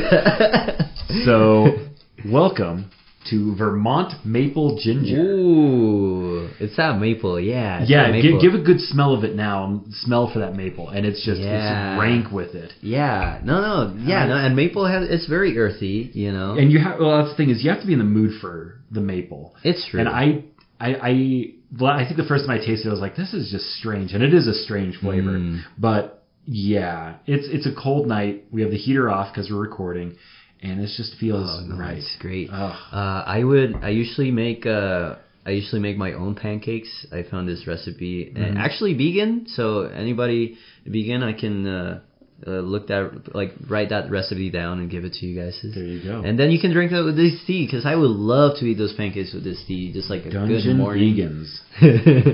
Ooh, I like it. Okay, so here's what our blend master has to say. This unique herbal tea is deliciously complex. We pair real Vermont maple syrup with lively, earthy ginger to achieve the perfect balance of sweet and spice. This blend is a delightful way to start your morning and equally satisfying to sip at the end of the day. So actually a lot closer than what I thought. Like, wow. Nice. I'm pretty sure you're the blend master at that point. Nice. Yeah. Oof. I'm sad now because I went to Vermont last summer and I wasn't able to get any maple syrup because it was very expensive and we were on a tight budget. Did you get cheese? No. Dude. No, it was my vegan day, so. The long story short, junior miss scholarship programs and a lot of those things they have. If you go to a nationals, all the girls have to do imagine a science fair of their state and what makes it special. Saddest one, Nevada. She put out hotel pamphlets. Some Kool-Aid mix because Kool-Aid was from it was pathetic. Ooh. Montana always does this tongue-in-cheek thing of serving Rocky Mountain oysters. Because we have the testicle. We had the testicle festival. We had to stop it because all of our absolute worst kept coming out, getting really drunk and dying. It was crazy. But Vermont, when I went, just had a bunch of cheese, and it was the best cheese I ever. I was just I was snacking that down. But yeah, that's my memory of Vermont. I didn't get any maple syrup, but we did get a breakfast, and it had some Vermont maple syrup, and that was one of the best breakfasts. I think it was a French toast made with some weird... Hey, I'll sneak a little bit of politic in here. Yeah. Just read, Bernie's going to announce, I will vote. Oh, yeah? But you better slather me up some of that Vermont syrup. Spread that syrupy wealth. Okay. All right. So, this is a long episode. But, hey, we reviewed 8 games. Real quick. This is on my middle shelf. It's on the middle shelf. It's great. I love it. Above Roast Aroma, below Sweet Harvest Pumpkin. Above Roast Aroma. Yeah, above. Yeah.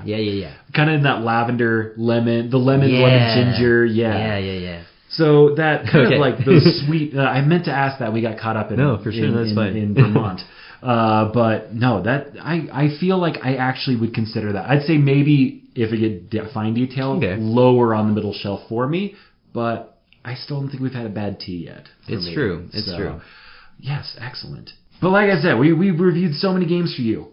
We're not going to review any more games, but we're going to talk about 2018. We both decided to do a top 5 of 2018. Tell me, how did you go about your list? So I thought about it, and mostly since, we started this podcast, and it was mostly me being introduced into the world of board games, I took this list to just showcase the best moments I personally had with board games all around the year. And basically that.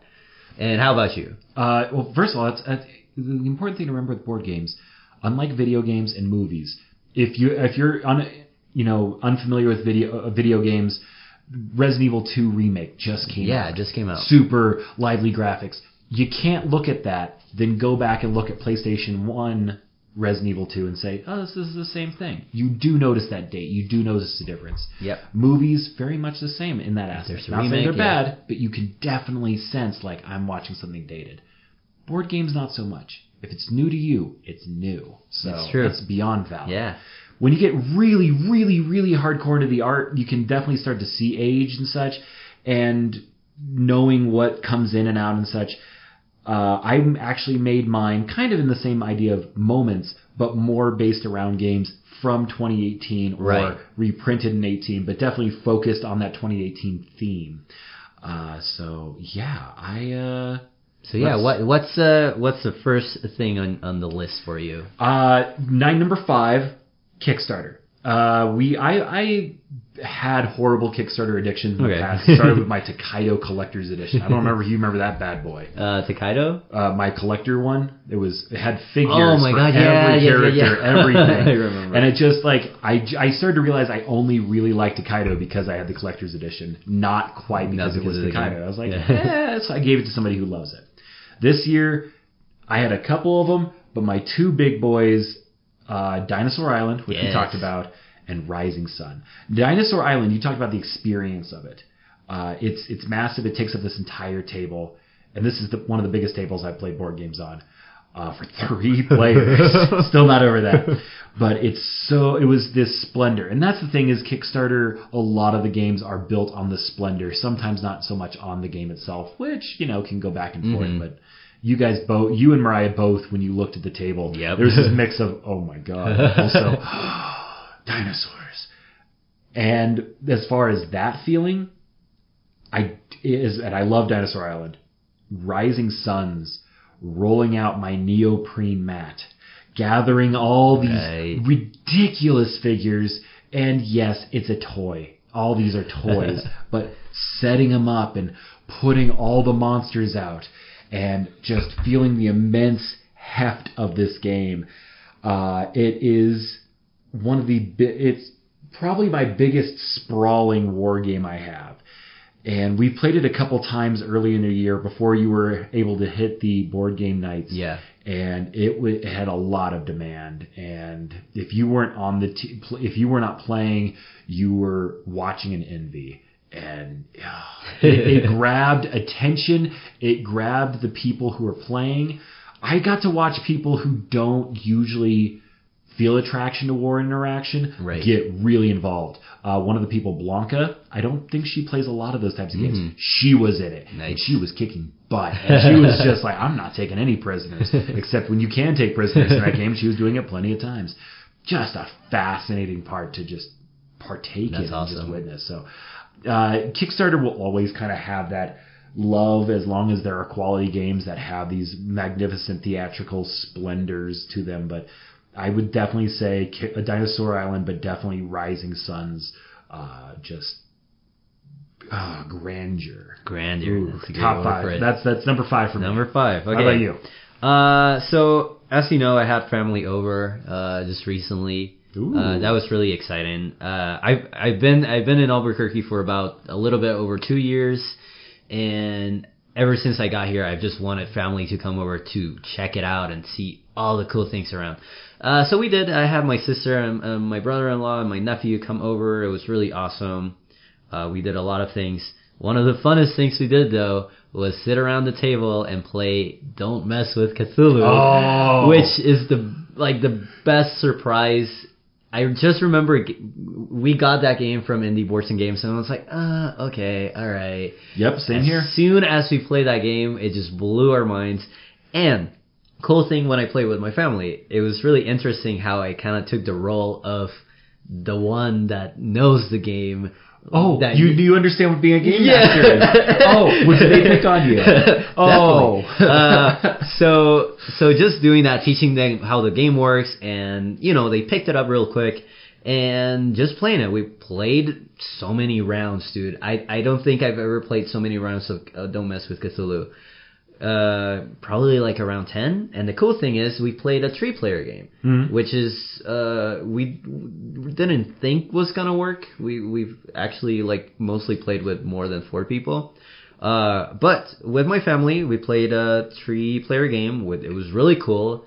There was so much paranoia. Like my sister was infuriated with my brother-in-law and I. And even days after, she was just like looking at us like, I still haven't forgiven you for like the deceit and the treason. And yeah, no, I mean, we talk about Cthulhu and just, like a deception game, but such a pleasant surprise, and definitely playing with family. It's just something different because there's all that energy going on in there. I can speak to that feeling of the family, like I said with Ticket to Ride. Yep. That feeling of, we're all connected. Not only that, but for what little take that Ticket to Ride has, it was explosive. Right. When my sister got cut off by our future brother-in-law, like, no! And just hearing this one loud yell. But also the Resistance love. Yeah. My deduction game is Resistance. And I love everything it offers me. And you come from the Cthulhu side, but it's that same feeling. You played like 10 games. That's what Resistance is. So I'm so glad to hear you have that. And we also played Saboteur, which is a game. I think it's Amigo is the developers.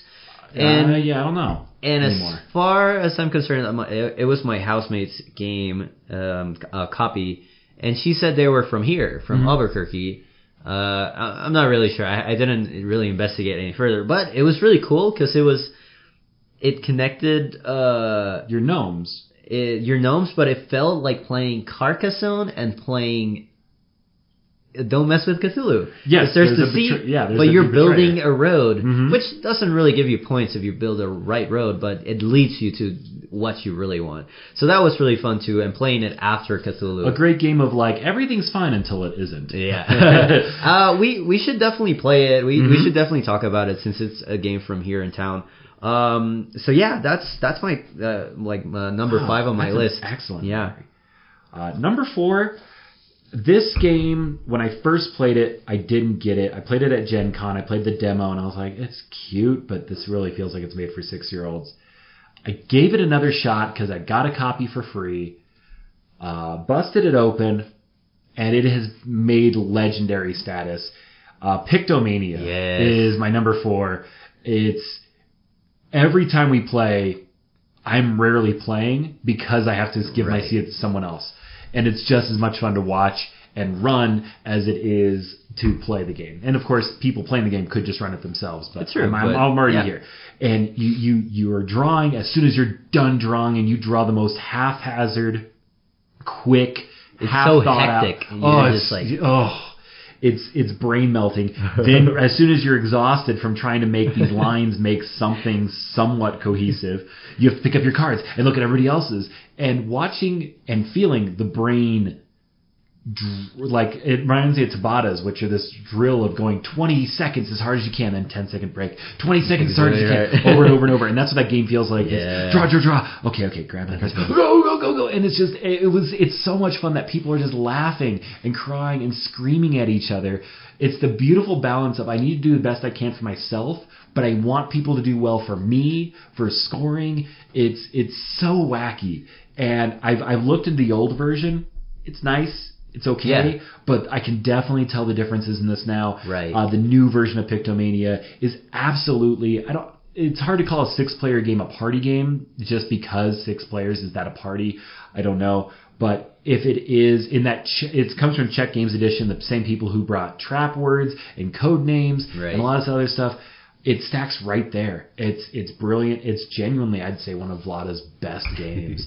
I was blown away by the potential of this, and I am going to play it much more. They should put player quotes on copies of the games, and just have a really big one that says "What is that?" It's just that little. The front has a dragon looking at a piece of paper, and he has all the time in the world, which you do not. You do not. I want him screaming, "What is that?" That's everything. That's all players. How is that a carrot? Oh my goodness! Nice, but nice. I was blown away, and it's constant joy. there's so much hope in the game scene here that I bring Pictomania to the table. And everyone's really excited for it. We need to get the coworkers to play it. I tell them it all the time, and they don't believe me. Oh yes. Number 4 on your end. Downforce. Yes. And I know you love this game as much as I do, or even more. But playing the game, I think the being on the list is not necessarily just the game, because the game is fantastic. Did we play any more? Did we just do the one? You game? only had one game of it. Right, but as soon as I was finished playing the game, I had so many things going through my head, like, oh my god, this could be a Mario Kart game. This could have so many different things to make it crazier, and maybe not better, but at least more fun for me, and just playing it and messing other people's games. Because the game jogged your imagination. It just this is probably one of the games that made me want to keep playing more games and finding all the different things that I can pick up on to eventually, we are working on a game as well, but eventually if I feel comfortable getting a game of my own out, I would feel like a Downforce is definitely a definite inspiration. Not necessarily that I would want to do something like it, but how everything is so tight in such a very simple way, but at the same time very engaging. And yeah, I definitely think Downforce is just really inspiring for me. When we come back in a season 2, I think we should start off with just a top 10 games of where we are right now. Right. What games rock us the most? Because I do feel Downforce is somewhere on the list for me.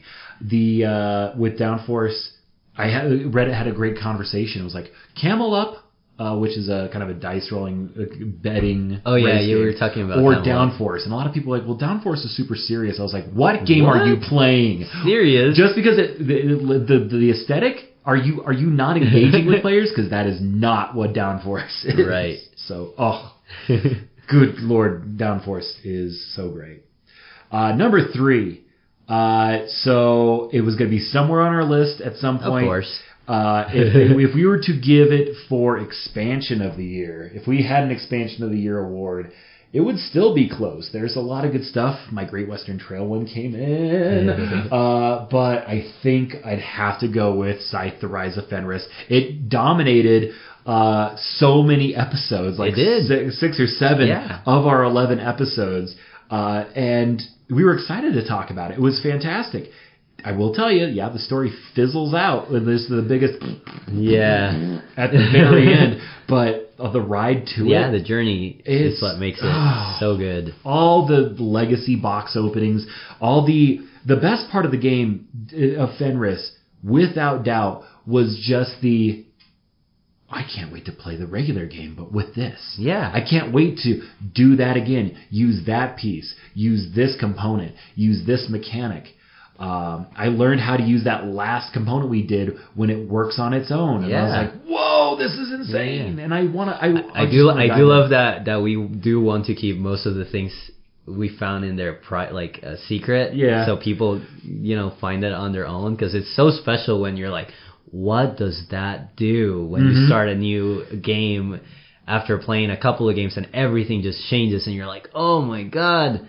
There's a point, I forget if we mentioned it this specifically, but there's a point where it says, put this box in the middle of the board. Yep. And just that, what's the box? You don't think, there's no guarantee it has anything to do with the end of the game, but you just want to know. Just the sweat. Yeah. And also the experience of going through this with 5 other guys. Yeah, 5 other guys that went through the whole journey. Well, 2 of them dropped out. Well, we had 5 guys playing at the end of it total. I was referring to 5 other guys. Right. But Thunder and Isaiah were there for the first, I think, 2 missions. Yeah. And then everyone else stuck around, and just that being able to go on that journey. I'm dying to play Pandemic Legacy. Maybe get some time stories in. A couple of those types of games. Betrayal Legacy. Yeah. But Scythe was such a magnificent way. No matter how I play Scythe anymore, I'm always going to be tied to the Rusviets. I feel this connection. I was like, this is just great. And I mean, just as a jump start into board games for myself, I mean, I would have it on this list as well, because it's just, we started with this huge game that I would never thought I would be getting into, and as soon as I got into it, it just became like the perfect gateway to so many different kinds of games. And I don't know. It's just, I feel like, and this is a weird analogy. When I used to work at a Ben & Jerry's back in Puerto Rico. Mm-hmm. First weekend was the busiest weekend ever. The first weekend I started working there. And that was enough for me to understand what I needed to do in this job. Because it was so, like, there was so much rush. Everyone was just very angry, but, you know, doing a good job. So I knew what I had to do.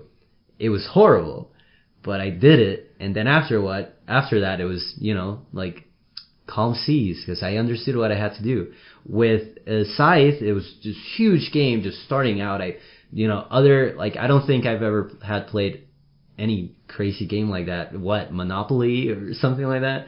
And started playing Scythe and just blew up my board game fascination. We threw you on the deep end, and you learned to swim, and now you can handle anything.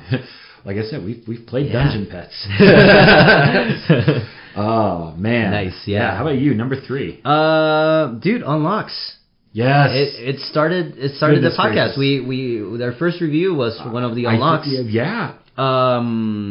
sell them at the store now. We sell them at the store. We're letting people find these things that no one would understand. First of all, trying to make people understand what escape rooms are, and then trying to make people understand that there's escape room board games out there. And it's just really cool. You know, you start working at the escape room, you see these little deck card games that are the same concept of an escape room, but with such a neat mechanic. And there's so many of them. Like, we have, 9? We've probably played already 9 of them. Yep, 9 of them. And they all have their different kind of little mechanics that work out just fine. There's some of them that are not as great. There's some of them that are amazing. Yeah. But that whole feel of, like, everyone that we work with tries them out, and then we can talk about them. And there's some puzzles in there that we're like, ooh, we could definitely do something like this in one of the rooms. And it's just really, really cool. No, it's interesting because people come in the same way they come to an amusement park. They come to a big event, and they start to walk away. You know, you can buy a shirt, you can do all that stuff, or you can take a tiny version of it home. Yeah, like at zoos, like you have like the I don't know, like the lion exhibit, and then you go to the gift shop, and there's a little lion figure of the same lion you saw. And you buy it, and you're like, oh yeah. But to take that and give that same stimulation, and I think that's something really special. And just some of those adventures we went on, I've talked to people, and I just don't think I can deny it any further that, you know, Tombstone Express was my favorite. Yeah. But I don't think there's any problem in denying that Wizard of Oz, the Adventures of Oz, is the greatest one. It's the last one they made. And it's again, I'm using the word again, but grandeur. Yep. It's massive. Yeah, I lost by I think I said 3 seconds. Oh, dang. But oh man, I could not be happier with that game. And they got new ones coming out this year. Yeah. 3 new ones: Boogeyman, Last Tale of Scheherazade, something Explorers, whatever, it's dinosaurs. Yes. So just dying to see those. Dying to try out those other escape room games, but Unlock just really won us over. Oh man. Okay, you didn't play this one. Gotta play this one. Okay. But Brass. Lancashire, Birmingham. I've experienced the whole Brass situation that was going on here. How you got those from Kickstarter. What's it Kickstarter? Okay, so what happened was I bought at the flea market. Yeah. I sold a bunch, and there's a point where you got all the games you wanted to get. Mm-hmm. So you just look at this shelf. It's like, you know what? I've been thinking about getting Brass, and you have Brass Lancashire. Bought it, opened it up, and the corner split open. It was broken. So they offered me the Kickstarter copy of Birmingham. We played Lancashire, and it was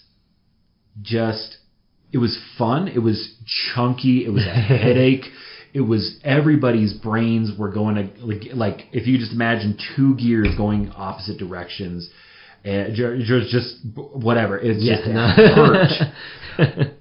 But as slowly the oil and lube are added to the to the gears and the machine that is your brain, just figuring out this magnificent beast of a decade-old game, Lancashire was fun and it was cool.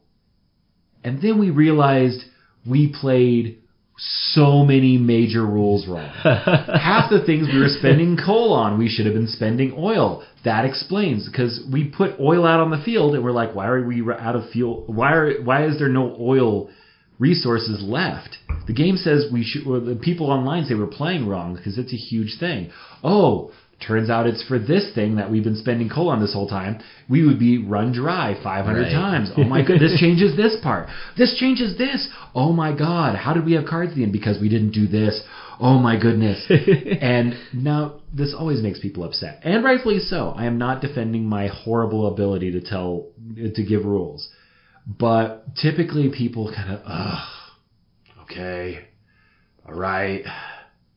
Everyone just said, all right, makes sense. I want to play again. Right. And I'm playing with all the chunkiest of board game players, Anders and Evan and all these guys, but they have blood in their mouth. They're foaming. So I get Brass Birmingham, the new version of Brass.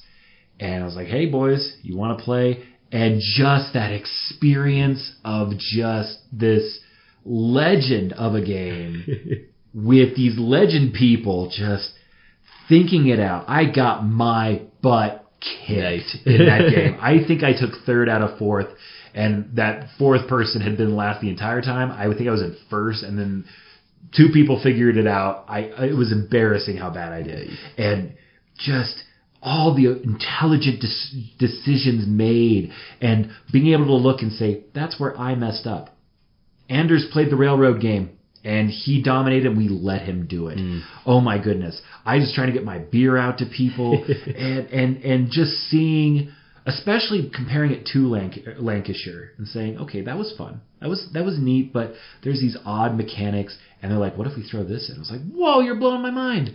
I was only able to keep one for the sake of shelf space, and so I've kept Birmingham, but just I don't think I could not have been more impressed with Brass.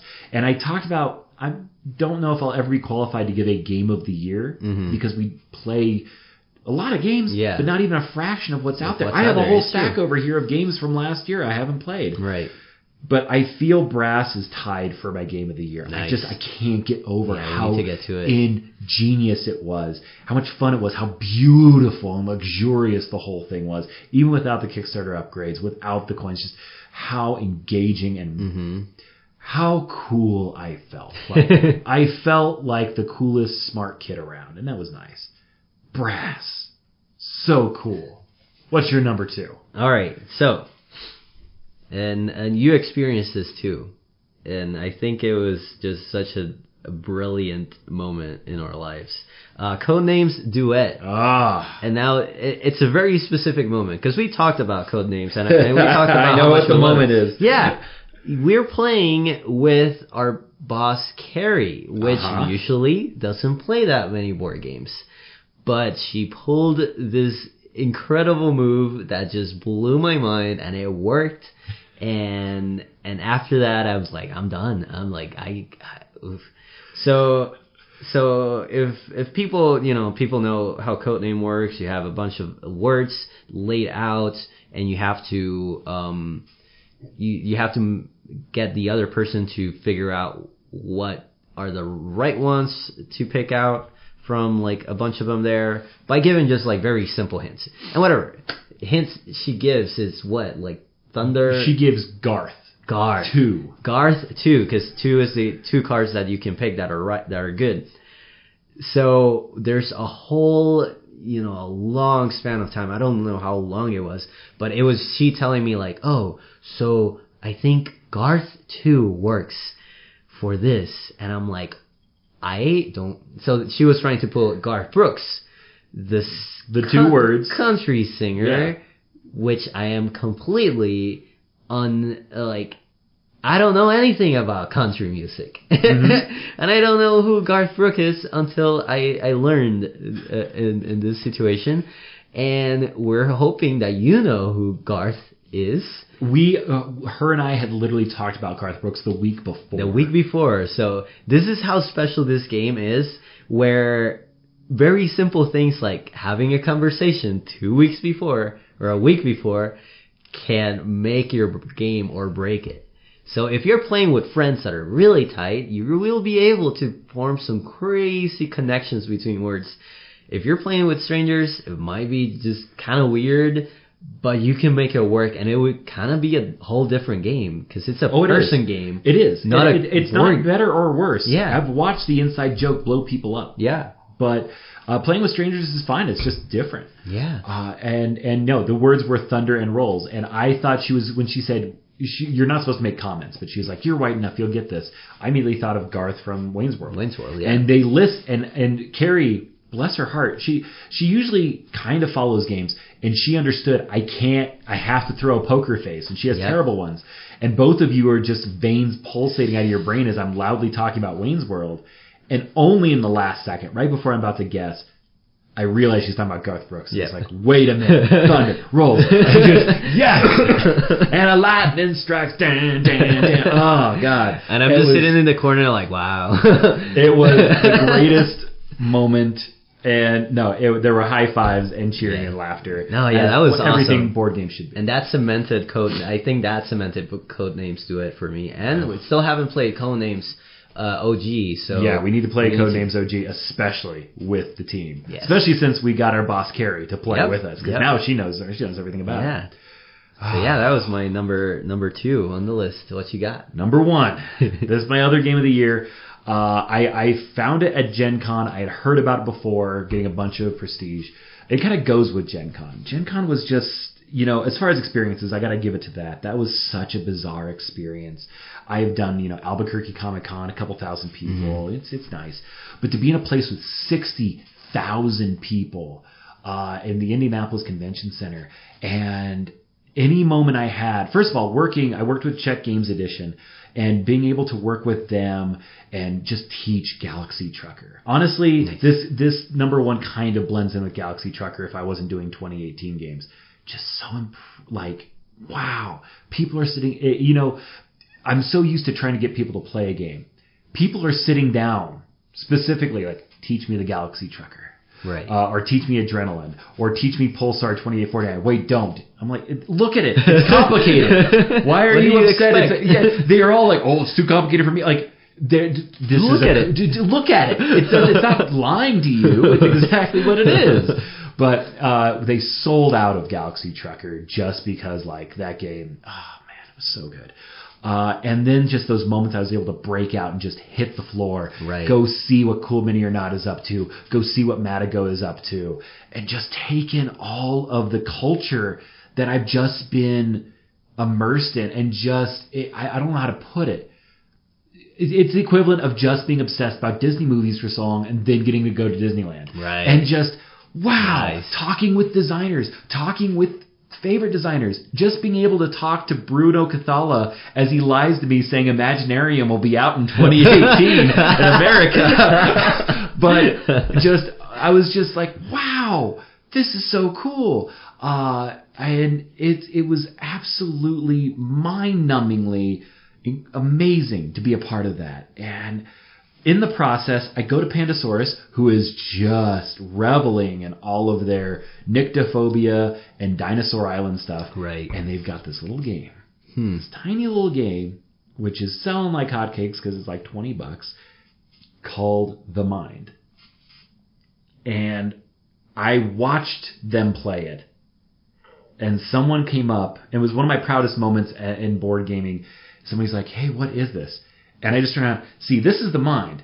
None of these guys are able to talk, and they're all trying to play numbers from 1 to 100 from their hands, and there's no duplicates. And the guy behind just turns around and looks like, do we need to get you a shirt? I was like, and I was just, it was so beyond clear cut what this was.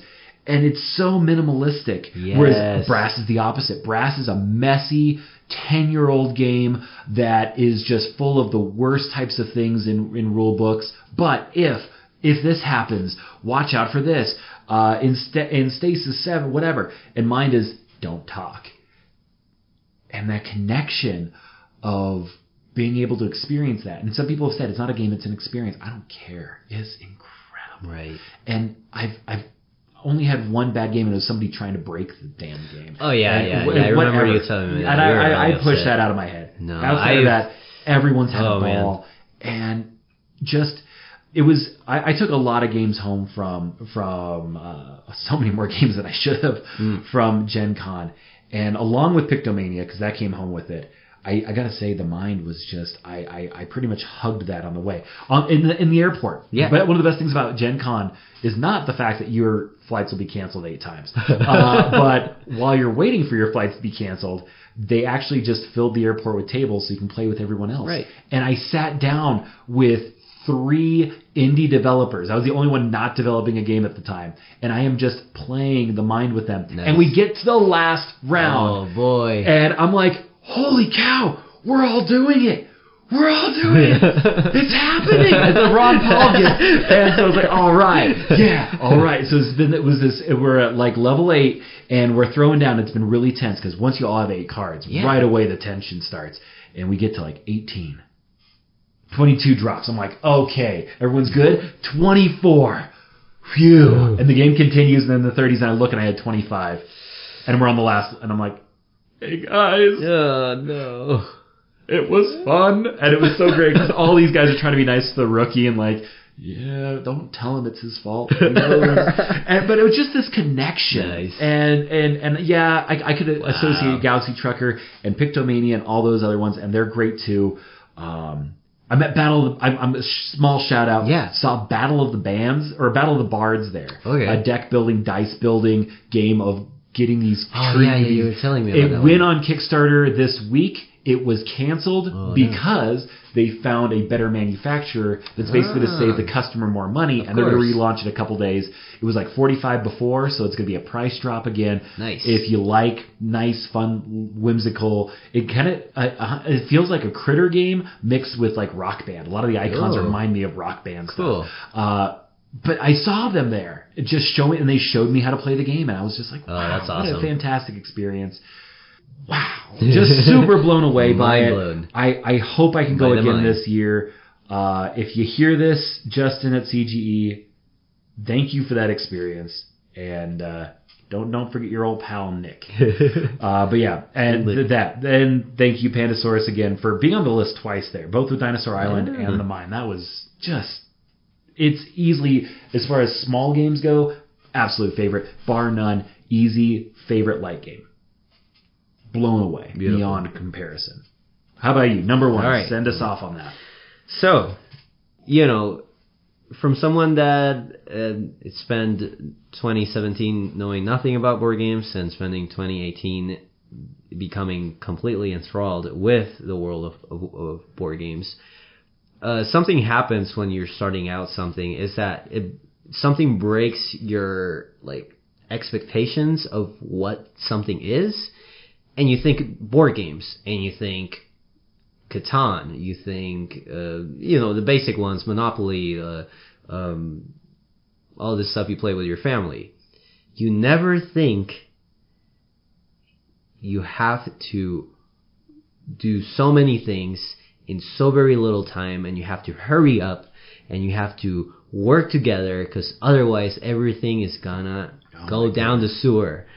And that was Walkstar for me. And that was very early on our board game playing journey, or at least mine. But it just blew my mind what you could do with just a couple of pieces of cardboard and little pieces of dice and stuff. Yeah. How much you can do with so little in terms of gameplay, something that maybe a lot of video games have given me, and I probably played as many video games as you have board games, and there's a lot of video games out there that fill me with very small moments that just make you feel like in a hectic, crazy, I don't know, mindset. And this game just gave me that, and in a cooperative like situation. I used to play a lot of like Duke Nukem with my sister when we were young, Doom, just like co-op, and all of these co-op games that you're playing in the couch. I've never been into like online multiplayer. Mm-hmm. It just feels that disconnect. Totally. But then this game feels like you're working together with someone. You want to make this work, and you have so little time. What was it, like 30 seconds for each thing? Every time a new customer comes in, I think you have 30 seconds or maybe even less. Yeah, we need to play this game again because it's been so long. It's been so long that was one of the games I picked up at Gen Con. Right. I got to talk to the developer, Tim Fowers. Right. Got to ask him about Fugitive. Got to be a pretentious jerk and like make a critique about the packaging of Fugitive and something like that. But just. Yeah, the Tim Fowers line itself is so beyond unique. If you have an app, if you have a tablet or a phone, pick up Burgle Brothers, give that a shot. You'll love Hardback. Okay. It's a deck builder with words. So it's like Scrabble, but not boring. Let me tell you, scoring out of like 50 points, 24 of them with Ovum. Excellent feeling. But Walkstar just, It's wild, and I was so glad I played with you. We played it 3 times, was it? I think so, yeah. And you hadn't beaten it. No. Until we played it that third time, and it was just glorious. We screamed in the middle of Etten, like, yes, we did it. And that's that glorious feeling. That beautiful moment, like we talked about when we reviewed The Mind, how that gives us a bunch of those little ones. I would honestly say, no cooperative experience probably is given as explosive of a victory as that Walkstar victory. Because you do it and you're like, we did it. You just blow up. And it's so great because you have to count the the money at the end. You're like, I think we did it. And you give that feeling of being the idea is you're an Asian family just trying to make ends meet and pay off the bank so you can keep your restaurant. And it's like, you got to make this much money. Oh God. It was great. It's magical. Mm-hmm. It's incredible what all has been done with that. So I'm really excited that especially to give Tim Fowers a shout out because that guy is a huge bro. We need to give him all the money. He has another game I want you to try where you're basically you're doing it's airplanes. Think Ticket to Ride meets Walkstar. And you're trying to like get everyone where they need to go through the airways. Sounds awesome. And you own some of the airways, so you have to lend them to other people, but it's cooperative. Right. So I forget what it's called. And Now Boarding, I think, is what it is. Now Boarding. And it's got that same beautiful style that the Tim Fowers do. This is how I really wanted to end this, is just giving it all the good feelings. Yeah, no, that was a great top 5 from both of us. I'm very happy with that. But before we go, we're going to give out our big thanks. Of course. I didn't write them out, so I'm just going to go off the cuff here. First big thanks. Cameron Gorman, looking out for us. He is the guy who created our theme song. Oh, definitely. I remember the day we got that. We're just showing it to everyone. Like a kid who finished coloring in the lines for the first time. Like, listen to this.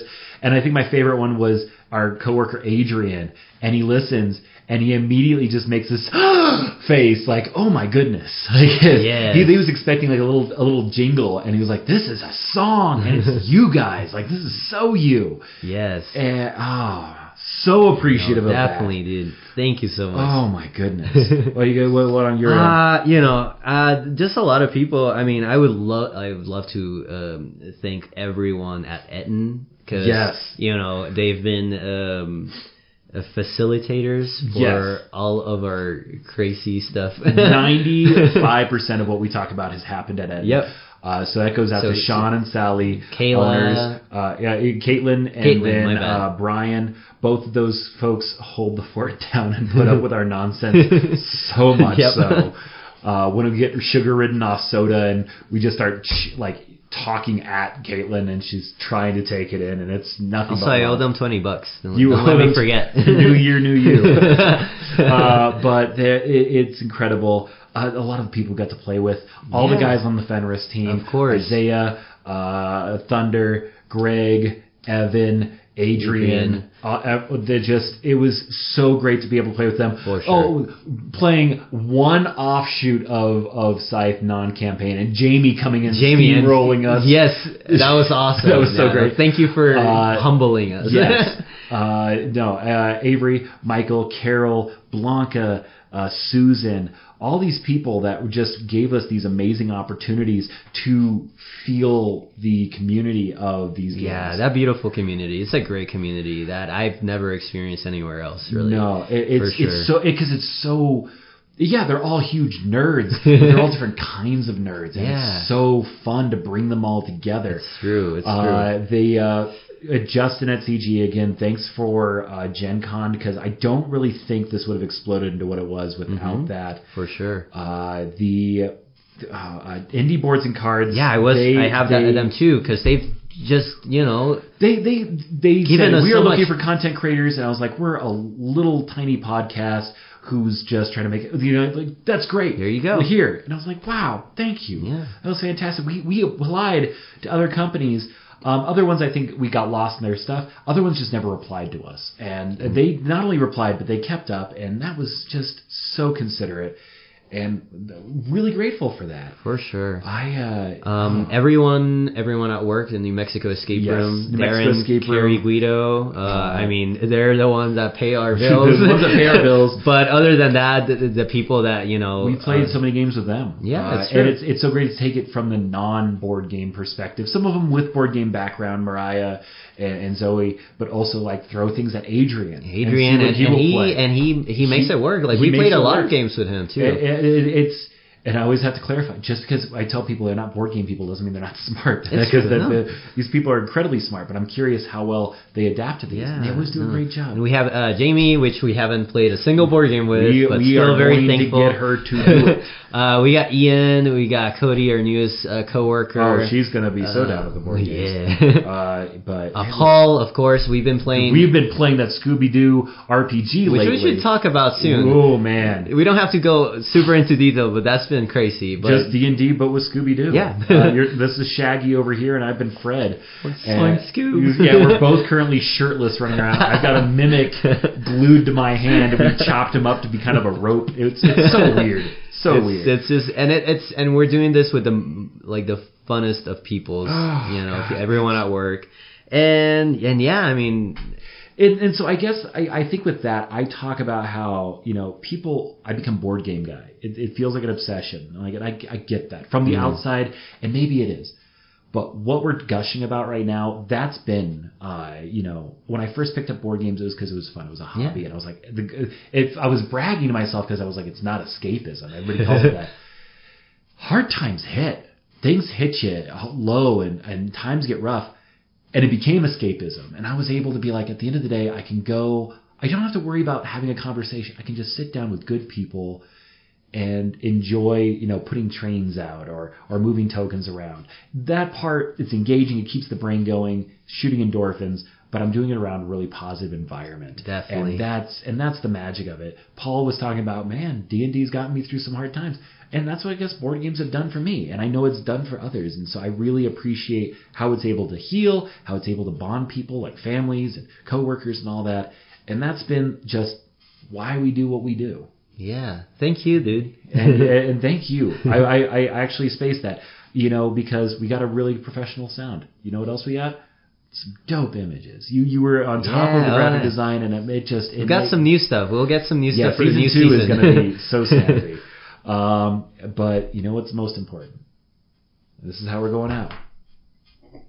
Thanks to you, James. Take care, everybody. Thank you, guys. Happy New Year.